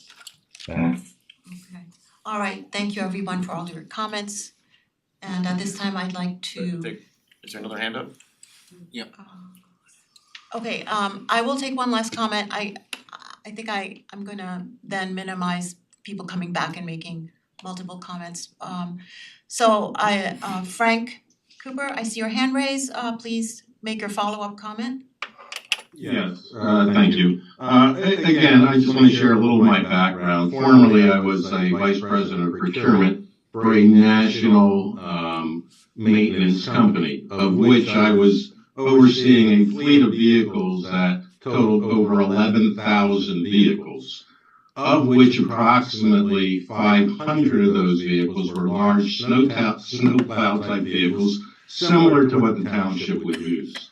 I would like to share that these vehicles plowed snow, spread salt, and after our use, these vehicles were not parked in a garage. They were left outside because these vehicles are all across the country in the snow zone, and it did not adversely affect their lifespan. Previously, I believe Mr. Carey had shared that having the facility, he could potentially expand the lifespan of these vehicles by 2 to 3 years. Again, having had over 500 of these vehicles, whether they were inside or outside, did not have any bearing on life of the equipment or its proper maintenance. Thank you. Thank you for your comment. Okay.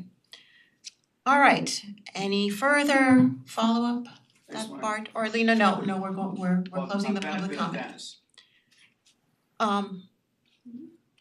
Bart, is there anything? No more. No, okay. I have nothing else to add. Okay, just giving you the opportunity. Okay, at this time, I would like to have a motion to close the public hearing and leave the record open until is Friday, the seventeenth. The 17th, until Friday, the 17th of January at noon. So moved. Second. All in favor? Aye. Aye. Okay, public hearing is now closed on eminent domain. May I have a motion to open the public hearing on the moratorium on battery energy storage systems? So moved. Second. All in favor? Aye. Aye. Okay. Just good to see if I can get in touch with Gray. Oh, yes, okay. Okay, so I know we have a lot of our staff here to make opening comments on this moratorium. Who would like to start? Yeah, I can start. Lena? Okay. Sure. We're on this moratorium, what we're proposing here is on battery energy storage systems. Yep. So what we're looking at is a temporary moratorium so that we as the town can study, first of all, these systems and where we think these types of systems would be ideal from a zoning perspective to be located in town. I've done some work on these actually as an applicant's attorney for some of these storage facilities. And they do require a serious look in terms of where in town that, you know, these are proper. Cause I know for a fact that these units and these types of facilities have to be located near substations. So we as a town believe that a moratorium should be put in place to allow staff to study where these things would go, what kind of conditions we want to put on them, whether we want to see a special permit, conditions, which I've seen other communities do. So really, we're starting this process and we need some time and for me to work with planning and staff to see where ideally this type of, you know, use would be best suited in the town of Newcastle. Okay, and I just wanna reiterate that we're not deciding whether or not we're going to allow these systems. This is for an opportunity to study the issue. And I just want to let people know that Westchester County is just developing a law to require notice of these BESS systems to the county Department of Emergency Services so that they can coordinate emergency response services. The fires are complex, they require specialized training and equipment, and so they want to know where our locations would be. So just to say that there's a lot of coordination and thought going on behind these processes at the county level as well. So I'd like to ask whether any of our fire chiefs or commissioners are here and would like to make any initial comments or Good evening, everybody. This is Paul Iden, the Chappaqua Fire Chief. yes, welcome. Chief Santone expresses his regrets, but he's tied up with a commissioners meeting.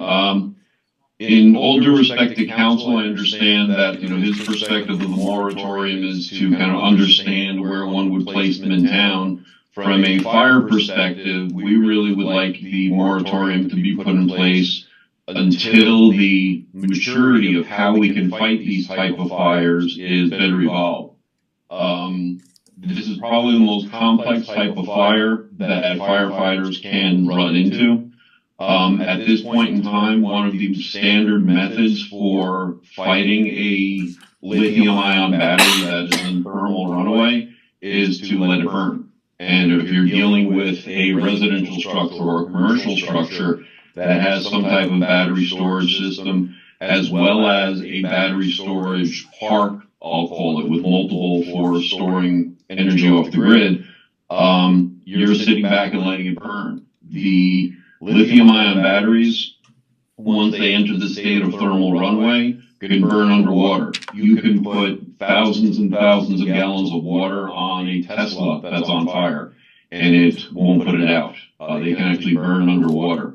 And when you look into the fact that a typical house fire doubles in size every 30 seconds, when you've got thermal runaway and you've got these lithium-ion batteries that are deteriorating in sequence and they're creating a bigger and bigger fire, the mathematics of it is you're looking at a total loss for a residence. So I definitely would encourage the board to enact the moratorium and continue a dialogue with the fire marshal, the fire departments, so we can really come to an accommodation to figure out how are we going to address these types of fires. We have taken some preliminary steps with Mr. DePaul and Mr. Bancroft with even as far as notification on residences that have Tesla chargers inside. The legislation that the board passed a month or so back with regards to suppression blankets in multiple family residences that have e-chargers. So there's a lot of very positive progression on it. But again, we strongly would encourage that we put the moratorium in place, we continue the dialogue. At worst case scenario, we look to extend the moratorium as this becomes more and more mature. Okay, thank you, Chief. Thank you. Chief, I just have a question, and you may not know the answer, but in addition to the severity of fighting the fires, do you know anything about the toxicity of the flame and the emissions that occur during a fire like that and the environmental impact and consequences? Well, in addition to them being extremely violent fires, I encourage anyone to Google lithium-ion battery fires. And these BESS arrays are lithium-ion batteries organized in, if you picture a small brick, and each brick is a different array. As soon as one fails, it can trickle over into the next one. The hydrogen, carbon monoxide, and noxious gases that it emits are extremely hazardous to health. If one of these happens to enter thermal runway before the fire department gets there, the toxicity of the fumes for the residents or the occupants of the structure would be lethal. And just the speed and violence with which these little cells ignite and explode does not give you much time to react when it does enter the runway stage. If you Google lithium-ion battery fires, you'll see, I hate to say horrific, but a electric scooter in New York City, a bunch of teens enter an elevator. The elevator camera picks it up. You see the batteries enter thermal runaway. No one survived that elevator ride. There's another one from Phoenix where dogs are hanging out in the house. One happens to be chewing on a small, single lithium-ion battery from a toy. Breaks through the seal of it, corrupts the battery, the house goes up in flames. So there's an awful lot of instances where the danger far exceeds the convention or the convenience.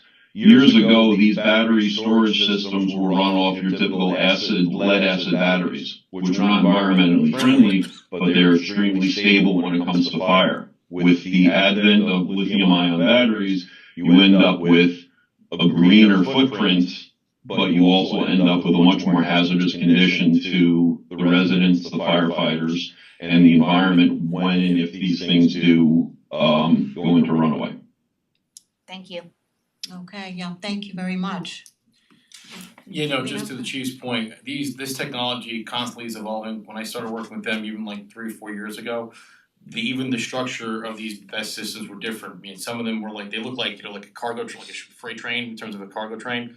And some of them were open inside, and if you look at those fires, some of them were those type of facility, those types of BESS systems, and then they evolved to more like solid state where you open it up and you can't walk in it. They're all like separate individual, like the chief said, lithium-ion batteries stacked all in units where you can't go inside. So, but it's constantly changing. So, and to the chief's point, yes, and there are issues with these. So again, when I say moratorium in terms of use, it also takes into account environmental. You have to look at all these issues, when you're looking at this. So that's why when you look at other legislation around the county where BESS is allowed, there really are in industrial areas, not residential districts. Just what I've been seeing. Thank you. Thank you. Thank you, Lena. Yeah, and thank you, Chief. At this time, I'd like to invite anyone who'd like to make a public comment to come up to the microphone.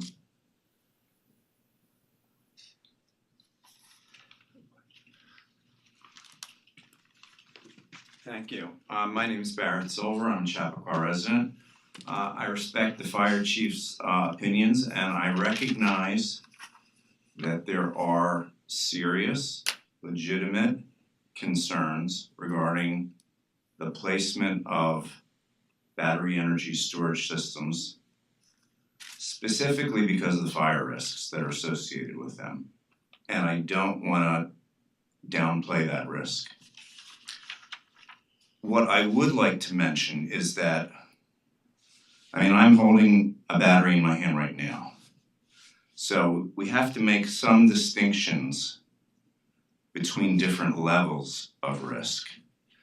And my only hope would be that rather than going straight to a moratorium, which I believe sends the wrong signal with respect to our hopes for the implementation of renewable energy technologies going forward in this town, and the reputation that the town has for encouraging green solutions.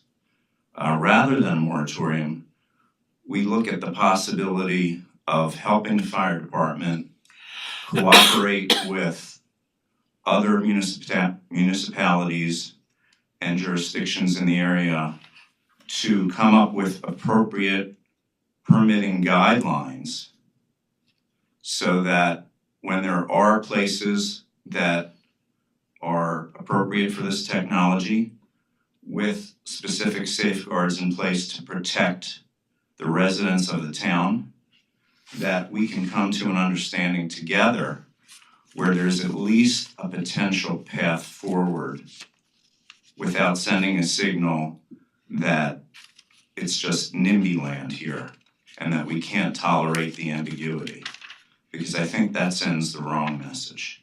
I'm not underplaying the risks here. I think they are serious. They need to be taken into consideration, and they can be lethal. So we should not ignore that fact. That would be irresponsible.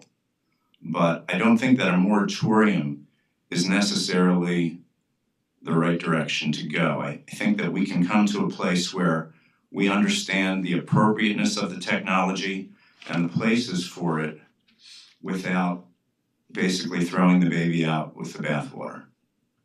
Thank you. Okay, I just want to clarify the purpose of this moratorium. It's not to make a decision on whether we will allow these BESS systems or not. The purpose of the moratorium is to have a study period to examine all options, as the gentleman has just given an example of. We are not making a decision on these systems. This is a pause and a period to get information from our fire chiefs and from any relevant sources in order to make whatever conclusions we will make in the future. This is a study period. Okay, does anyone else have public comment? Well, we have someone in person first. We take in-person comments first, and then we'll take the raised hands online. Hi, I'm Kent Thomas, co-chair of the Sustainability Advisory Board. So I'd like to respond to Paul Iden on a few things. First of all, his saying that we want to wait until we know everything about this technology and it's safe to fight all these fires and have an open-ended moratorium is not reasonable. Okay, it really has to have ending dates. We've talked about 6 months here. I know in other town board meetings you already talked about extending it another 6 months. If there is such a problem with lithium-ion batteries and their garages and being installed just like power walls and that kind of stuff, people shouldn't even be parking their electric vehicles in the garages. There should be a law against that, which there's not because they're very safe. Okay. Going back to when the sprinkler discussion happened, I'm gonna give you some statistics on fires in vehicles, okay? So the ones with the highest rate of fires are plug-in hybrids with 1,500 per 100,000 per year. Okay, the next is internal combustion, and those are rounded numbers, is 1,500 per 100,000 per year. Electric vehicles, 34 per 100,000 per year. They are extremely safe, okay? I'd also like to say, talking about the electric scooters and all of these things that have happened in New York City are very unfortunate and they're tragic and they're dramatic. But we're not talking about scooters. Scooters, all of these electric micromobility devices, scooters and bikes and that kind of stuff, it's different, okay? So they're removable battery packs. They're taking them, they're putting them in chargers that are probably not UL listed, they're not safe chargers, they're overcharging them, they're overloading the circuits that they're on, they may be damaged from when they were ridden as a bike or a scooter. It's not anywhere near the same thing, okay? These are stationary battery packs that are not going anywhere, they're not getting damaged, they're okay, and there's very little chance of problems happening. As far as lithium-ion versus lead acid, it's energy density. It's how much energy you can put into that space. Lead acid batteries, it would take, rooms. It's like kind of like with computers. In the '60s, you needed a room to like add 2 and 2, and now, you've got phones that do so much more. Same kind of concept. It's density, and they've got new battery technology where the separation between the cells is much better, and there's much more separation to try and prevent some of the thermal runaway. I'm not minimizing that there is a risk with them. There certainly is. When we get to the moratorium, it's a blanket moratorium. It's on all types of battery storage, okay? It's so we have, and I like to have, there's 2 tiers in with the moratorium, the way it says there. is 600 kilowatt hours and more and 600 and less. I think there's kind of three tiers. The more than 600 is the utility grade. From like 80, we'll say, we can debate what number it is, but like to 600, I would consider commercial. So it would be something that would be battery backup that could supply a commercial facility. And below that is really residential, okay? And so I see it as three. Now, if we look at statistics as far as residential battery fires from these types of systems, a German study done not too long ago said that there was 49 fires per million installations per year. Okay, they're quite safe. They really are. But let's get beyond that. I think that it would be beneficial. So residents use these battery systems for several things, but one of them is to store energy from like a solar system or something to use it later. Another is as a battery backup system, okay? So one of the things that's happening here is you're telling the person that they can't install in their residence a system that is, by all means, I mean, I just talked to Pete Harcum about it, he's talked to Pete McCart in this county. They all consider the systems to be safe, okay? But what you're doing by not allowing somebody to put in one of these, I won't say the brand, power walls, or something like that, is now you're forcing them, if they're gonna be using it as a battery backup, you're forcing them to use some fossil fuel solution. So they're gonna have to put in propane or natural gas or some kind of diesel or some kind of other fuel source, okay? Those fuel sources are actually more dangerous than the batteries that would be in these power walls that would go into the garages. There's more, the higher incidence of rates of fire with those than there is the power walls. So I see it as something that really, before you put the moratorium on, I think you need to know the data and the statistics as to why you're doing it. Okay, so I don't think that we put the moratorium on and then find out whether it was reasonable to do it or not. With the smaller scale, they are proven to be safe. I think you go after the larger scale. I agree with that totally. Research them, figure out how to fight the fires. You know, so on the utility scale and the commercial scale, by all means, put a moratorium on it. But I don't think that the power walls and the kinds of devices that are being put into garages or into houses need to have that done to them. Now, there's another way of approaching it is you can, so let's say the 80 kilowatt hour, you can pick a different number. If you want to make it lower, if you want to make it 40 kilowatt hours, for now, that's fine. You want to do some accommodation. You want to make it so that they are put on an exterior wall, not a wall that abuts a living surface or something like that. There's got to be some kind of discussion as to how this can be done in a reasonable manner. That's okay. Thank you. Thank you.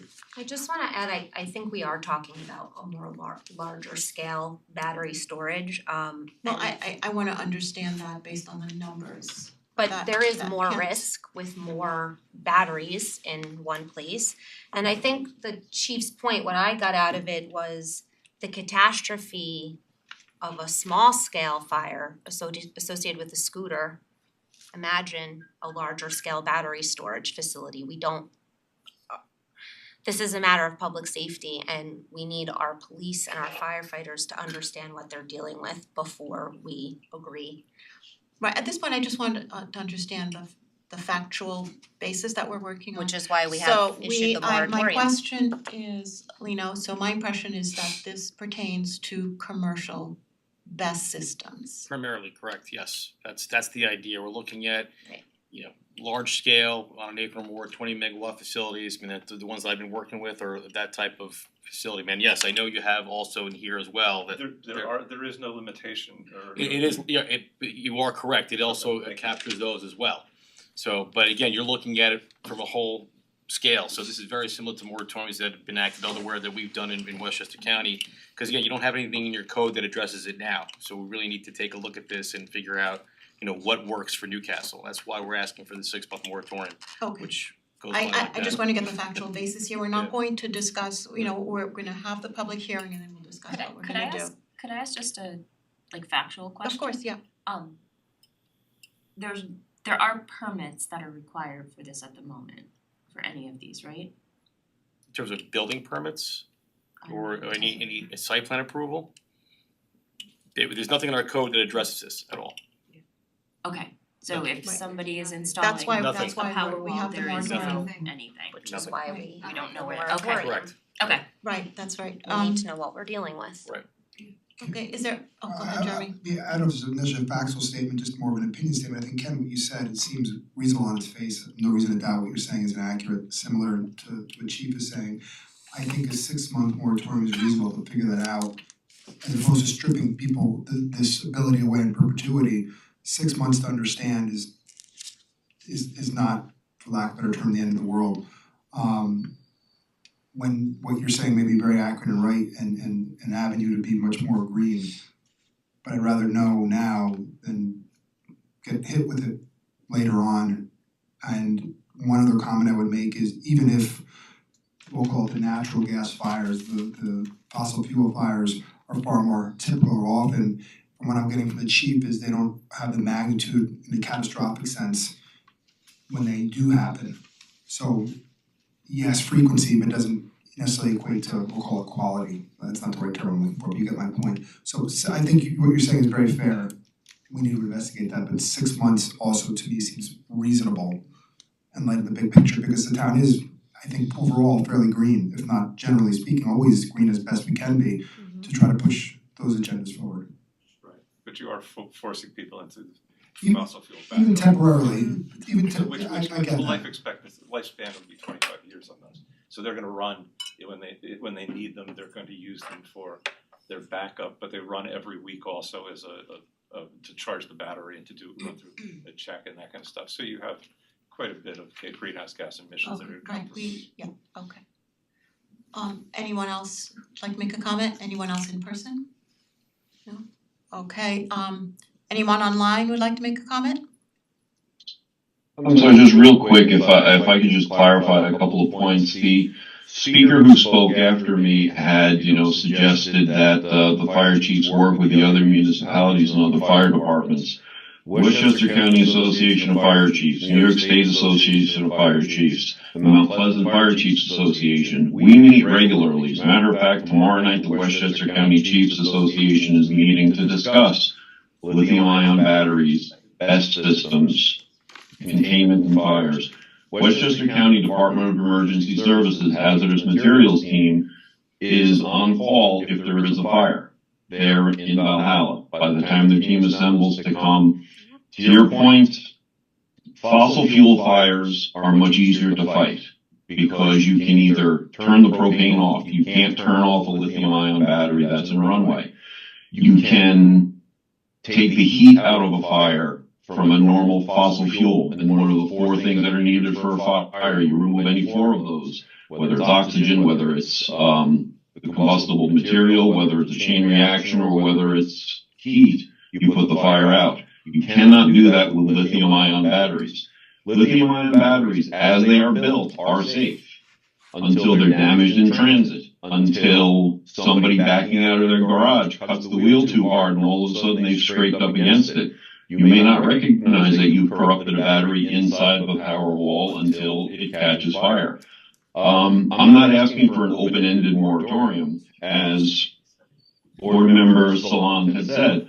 The 6 months, let's continue the conversation. The chiefs, between myself and Chief Stantone, Chief Rodriguez, and Millwood, we can continue to share with the board advances that have been made in combating these fires and how we can actually go about putting the fires out.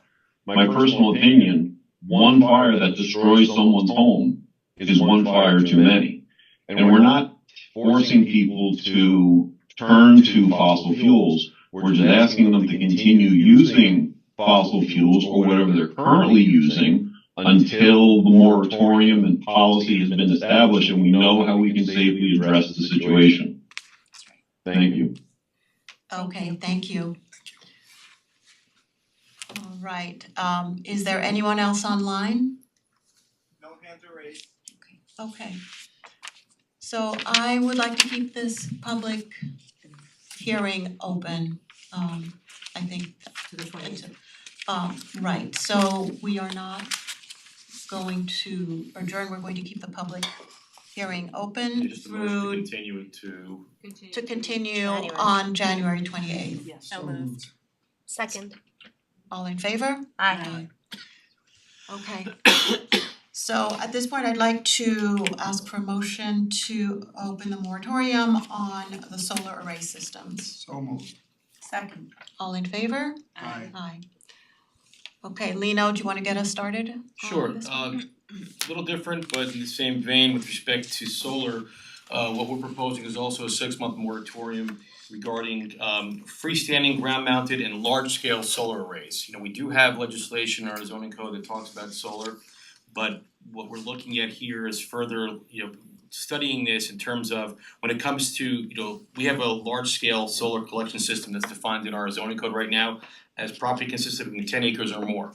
So we're looking at further studying that to see, what would be proper location zoning wise, things of special permit, maybe, conditions that can be imposed on these types of large scale solar facilities. So that's why we're asking for proposed moratorium, again, 6 months to study this, particularly as it pertains to what currently defines our code as freestanding, ground mounted or large scale. This will not include, rooftop solar, that's still permitted under our code, that requires a building permit. That's not affected by this, so like I'll call small scale, but this is really addressing those two types of solar types of facilities in our code, again, ground mounted and large scale. So I didn't know if anyone wanted to add. Could you give me an example of what the freestanding and ground mounted collectors mean? I can picture the second one quite easily, I'm having trouble with the first. So if, for example, it's defined as a pole mounted solar energy systems, freestanding. So it could be, you're thinking probably a solar farm that has an array of solar panels, but you can have one of those solar panels freestanding, we're gonna handle that at a single location. So that would be an example, so you set it like a solar farm, we have multiple, it would be like a freestanding structure on a piece of property. Would it include, say, a electronic sign that has a panel on the top of it that powers the sign? You mean just a sign or a solar panel? Like Like, the sign itself wouldn't necessarily. No, say the sign needs power and it has a solar collector at the top of it. I think they're at the school, but I could be wrong. I'm trying to picture what it is. Yeah, Is something like that part of? That would technically fall under, I don't know what the school has, but if it's a unit with a solar panel attached to it that's mounted to the ground, that would technically fall under our definition. Okay, so there's no like size requirement, doesn't Right. have, okay. Whether it's mobile or not doesn't make a difference? It basically says it's affixed to a structure, so whether it's probably mobile would not count, it's not a permanent structure. So we have like stop signs, walk signs. Crosswalks. The crosswalks, thank you, past my bedroom. Where they actually have, they're not hardwired, we've got solar panels, the ones I can think of by Lang's Little Store. Because it's an open area, so we didn't hardwire them, they have solar Those are on our town right away, or They're actually in the DOT right away. But there are signs, or there. There are signs, So technically these are really looking at like single family properties, whether in residential districts that have like a solar mounted, not a roof panel, perhaps like a ground mounted facility, right? I don't think it would include that sign, that's the way I'm reading this, I don't know if it would include that. Okay. I just wanna make sure that this is not too broad because and I'll wait to hear from other people, maybe, I don't know if Dennis wants to make a statement, but my understanding is the issues we're dealing with are, use of land so that we can plan and the issue of clear cutting of trees on Right, well, large areas of land. large scale would be part of that. So the solar panels that Holly asked about and that Jill mentioned don't seem to fall into that category. So I'm wondering if the moratorium is too broadly written for now. I mean, this is part of the process. So Before you answer that, just to follow up on this question, if someone wanted to clear cut 5-10 acres of land to put this down, there would be permit requirements You regardless. need a permit, you need site plan approval, So you need. are we creating an issue when one doesn't exist on that front? If you're going to still have to get that permit, could we not deny it because of our concern about the solar we can only deny it because of its impact on the environment in terms of clear cutting itself? Are you talking about the large, because again, if you're talking about something like that, that's already in our code, we have provisions where you're required to obtain approval for human clear cut. Correct. So that's already there. Right. Right, but now we're going a step further, particularly again, this is really focused on large scale in terms of how we're gonna regulate further these large scale solar arrays that do require more clear cutting, that may require more study, more. But my point is, couldn't we just deny that application based on, we'll use the term clear cutting, regardless of whether or not we have a new statute? No, you don't have that right now currently. Douglas, the answer is no. Yeah, Answer's no. we don't have regulations to deny applications based on clear cutting. Right, we should look into that separately. That's the moratorium. Right, and there's other aspects of large scale solar that need to be considered in the context of a neighborhood.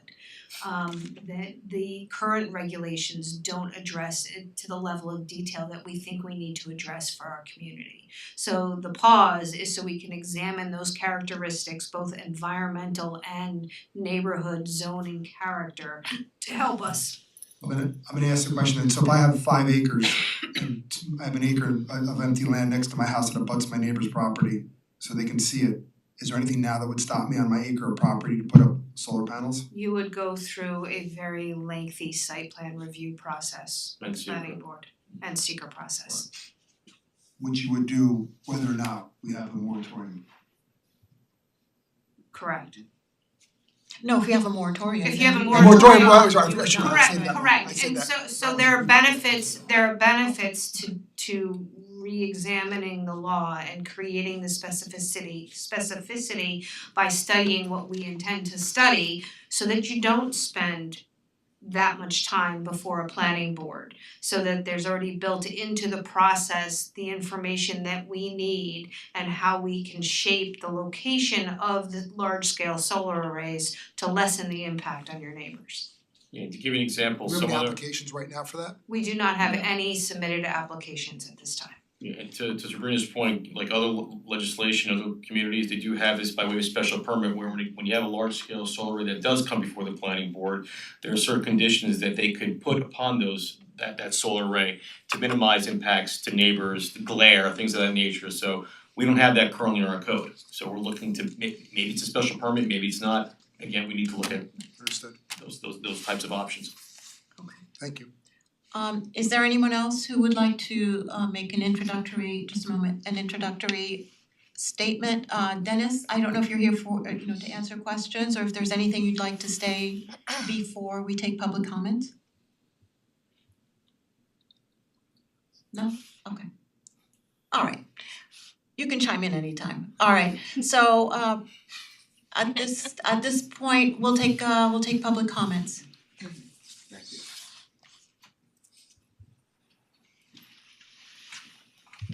Thank you again for the opportunity to make public comment. You look familiar. I'm still Barrett Silver and I Welcome back. still live in the town of Newcastle. And I feel especially qualified to speak on this topic because I have been in the solar industry for 20 years now. And so I have some understanding of these issues and I respect the concerns that underlie them because I think they are legitimate. I want to put a full stop there. I work specifically in what I would call distributed generation, which focuses primarily on rooftop solar. I do want to make some definitions clear to everyone so that I think they would be helpful for this conversation. There are essentially 3 categories of solar installations that are recognized in the general industry. On the small end, there's the residential size. Typically anywhere from a few kilowatts up to 10 or 15 kilowatts, primarily found on rooftops, although sometimes also found in freestanding backyard type installations, which we call small scale residential ground mounts. Okay. Then there's the C&I scale. C&I stands for commercial and industrial. It's usually 50 kilowatts up to 500 kilowatts, something in that range, although there's some blurring of the boundaries on either end of the scale. And then above that is considered usually a megawatt or more is considered utility scale. Sometimes they say 5 megawatts or more is utility scale. I think there would be probably very little objection to a unanimous concern here that there's probably not too many sites in the town of Newcastle where utility scale solar would be appropriate. But if there were an application for utility scale solar in the town of Newcastle, I suspect that there would already be in the permitting process sufficient guardrails to stop it. If that's not the case, then bad on us, because there should be, right? And I think that's probably the main purpose behind the idea for this moratorium. We do need to have appropriate guardrails in place to avoid inappropriate sightings of utility scale solar in this town. I don't think that should even be controversial. But the way that the language in this moratorium is written, I think you've already touched on a few points. It's not specific enough to distinguish between the sizes of these types of installations. You're lumping together residential ground mounts with utility scale installations. I don't think that's especially appropriate.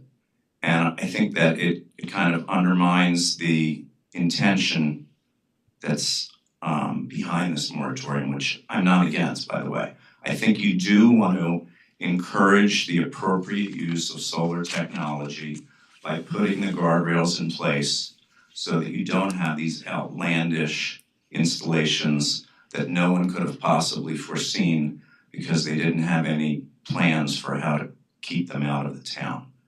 I think that's reasonable and appropriate. But what we do need to put in place here are exactly the kind of permitting requirements that take into account those concerns. Shame on us if we don't have them. It is time to put them in place. Yet, does that mean that we need to be using the M word every time we get a little bent out of shape? I think again that that sends the wrong signal here. Maybe we haven't done our homework as a town. Maybe we haven't put all the guardrails in place that we need. Okay, that's fine. We can admit that and go forward and put those rules in the permitting process. Most municipalities have already done so. Some of them have actually adopted the uniform permitting standards, which I would encourage you to consider. But that's not the point here. The point is that there are appropriate guardrails that can be put in place without sending up a, smoke signal that we're scared to death of solar. We shouldn't be. It's a safe technology. There's a huge distinction between battery energy storage systems, which do obviously have serious fire risks associated with them, and the mature technology of photovoltaic solar technology. So we need to be making those clear distinctions so that we can make the planning that the town needs that doesn't stop people from building even appropriate small-scale ground mounts in their backyard where no one else can see them. I don't think that that should be something that we should be, running around with our hair on fire if we have any hair. Okay, thank you very much, we understand. Okay, and so I would state that the moratorium needs to be at least reconsidered, if not completely rewritten. Okay, thank you very much. Okay. Please come up.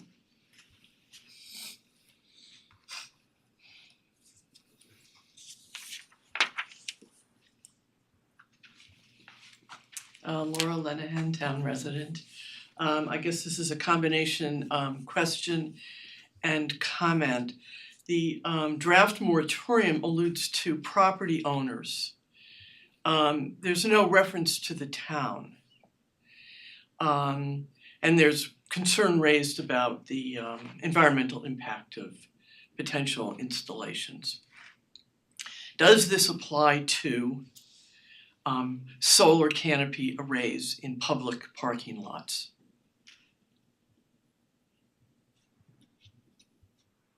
Is this a question? Yes. but I stated it interrogatively. Yeah, I understand. I'm clarifying because we did say this is not a Q&A. Lino, do you wanna answer? Sure, I mean, generally, the town. Well, then I'll make a comment. Sure. That I would propose that the moratorium draft be modified, maybe even moratorium taken out, but the draft be modified to exclude solar canopy arrays on large public lots such as the train station You mean parking lot. include, you wanna include it in the moratorium? No, exclude it. So that Yeah, the so that, town, towns are not subject to their own zoning, so to your point, they wouldn't be subject to that, so just. So the answer to my question is no. Correct. So therefore we do have a Q&A. Yes, so my comment is the meeting, part of the meeting that I started with was the review of the Marist poll of the Envision initiative and the note that there was clear majority disapproval of modification of the town parking lot, in particular the construction of a parking garage. And so I would submit that it's very likely that we are going to continue to have a very large, many acre bare asphalt parking lot for the foreseeable future. And therefore I would propose that planning be initiated to create solar panel canopy installations, generate electricity, obviously, keep the cars cool during the hot weather, and prevent a lot of very unpleasant heat loss into the environment. Thank you. Thank you. Would anyone else like to come up and make a public comment? No? Okay. I'm just gonna I'll make one comment. Just one thing I'd like. Kent, you still have to identify yourself. Okay, I'm This Ken is Thomas, another public Ken hearing. Thomas, co-chair of the Sustainability Advisory Board. I would just like the wording taken out about the safety concerns that it's put into the moratorium, because solar is safe. There's nothing's really gonna happen to it. If you got statistics for solar fires, 14 in 1 million in 1 year on average. So I think that I hate to use the term, but I think it's kind of fear mongering a little bit by having that in there, and I think those words should be removed. This is more a zoning issue and a siting issue than it is anything else. It's not a technology issue. So that's all I have to say. Thank you, Kent. Alright. Is there anyone online who'd like to make a public comment? No hands are raised. I'm sorry, I've just been told that Dennis was having trouble, so he's on the phone, so if you want him to speak about, the tree impacts Okay. of solar, he's Dennis, you Yes, with us? Dennis, can you speak now? Hi Dennis, if you'd like to make a comment, please let us know. Unmute yourself if you can. *6. Okay, we can hear you. Great. Go ahead, Dennis. You just got muted again. I don't know if you did it yourself or I don't think we're doing it. Ken, what's the statistics how often Zoom doesn't work? Okay, wait. What is Dennis? Dennis is That's not fair, he can't defend himself. We can hear you, but your sound is a little blurry, so if you could make an extra effort to talk clearly, that would be helpful. Sure. I don't know if you're on, are you on your phone? Yes, I got some camera issue here with the with this camera and the laptop computer. So I just know that you had mentioned my name before, and I was just trying to respond. And I think just the comment was from my perspective, the pre-applications, I'll call them, because there've been no formal applications, but a lot of the discussions that have gravitated towards me are, we're property owners that, I know at the end of the day, maybe you're not supposed to regulate intent, but you can tell, when you have property that's steep slope forest and everybody feels that I can't use it, there's nothing I can do with it, it doesn't serve a purpose. It was almost like a knee jerk to, consider, oh, well, we could just, use this for solar and cut trees and et cetera, and, it's, and Tom will know more than me about this, it's more than just, putting in solar arrays. I mean, you need to now start thinking about roadways, you need to start thinking about fire access, you need to start thinking about putting in stormwater. It's like every other development application. So you just want to have that balance, which, obviously, solar and renewable energy is a good thing, but, there's no such thing as a free lunch. So I think that, this opportunity, to consider that as part of the, moratorium process and what's evaluated, I don't see a downside to that. So that's all I wanted to say. Thank you. Okay, thank you, Dennis. Tom, is there anything you'd like to add? Good evening, board. We would just like to take this pause, seeing how our neighboring towns are dealing with some of the installations that have been put in, some of the installations that are proposed, and how they affect the environment, the clear cutting of trees, the stormwater, the requirements for water mains to be brought across, the water usage, the access roads. We'd just like to take the time to put the legislation in correctly so that when it does come in front of the town, we have a clear path to guide the applicant and the owners and protect the town as well. Thank you. Okay, great, thank you, Tom. Okay, so at this time, I'd like to have a motion to continue the public hearing through until to January, is it 20th or 28th? Moved, so moved, sorry. Second. All in favor? Aye. Okay. And so that does it for our 4 public hearings. Okay, Jill, do you wanna go over the consent agenda? Thank you. Thanks, Sabrina. Thank you, Dennis and Tom. Right, thank you everyone who attended and Thank you. commented. Thank you. I do have a very important question. Is 4 public hearings a record? I'm not sure. I don't think so. I don't know. For this board it is. Yes, I don't think so. Right, I Don't get too impressed this I'm time. not going with Guinness. I wasn't gonna get impressed, so. What's your record then, Jeremy? I don't know, PTSD? Should not ask so our certain consent agenda, we've got adoption of monthly reports for November and December of 2020.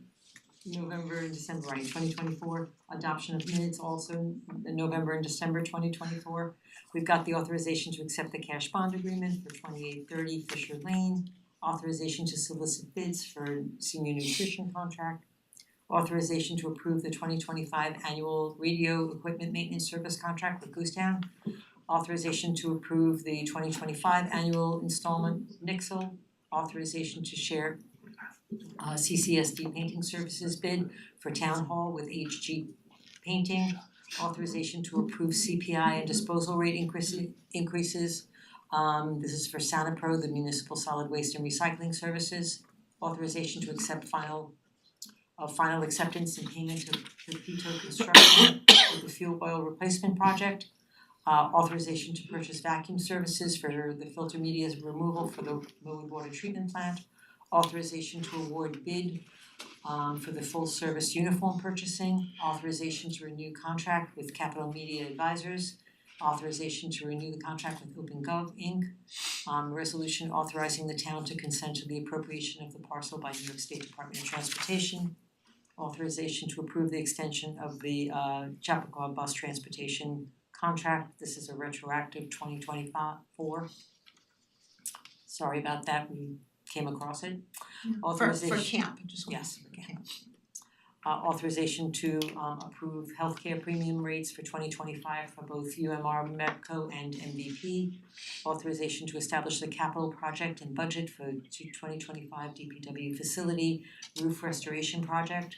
Authorization to purchase 2 police vehicles. Authorization to change the chair for the LGBTQ committee, and authorization to use town property, and that's for the book drive. Okay.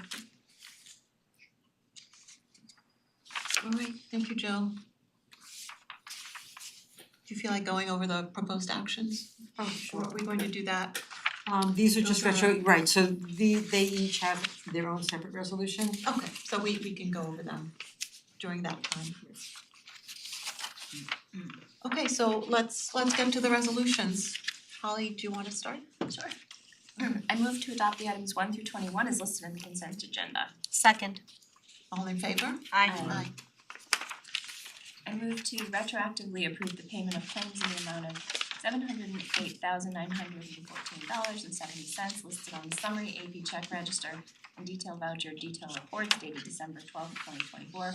Checks are printed and distributed to each claimant listed on Friday, December 13th, 2024. Second. All in favor? Aye. I move to retroactively approve the payment of claims in the amount of $318,657.36 listed on the summary AP check register and detail voucher detail reports dated December 20th, 2024. Checks were printed and distributed to each claimant listed on Friday, December 20th, 2024.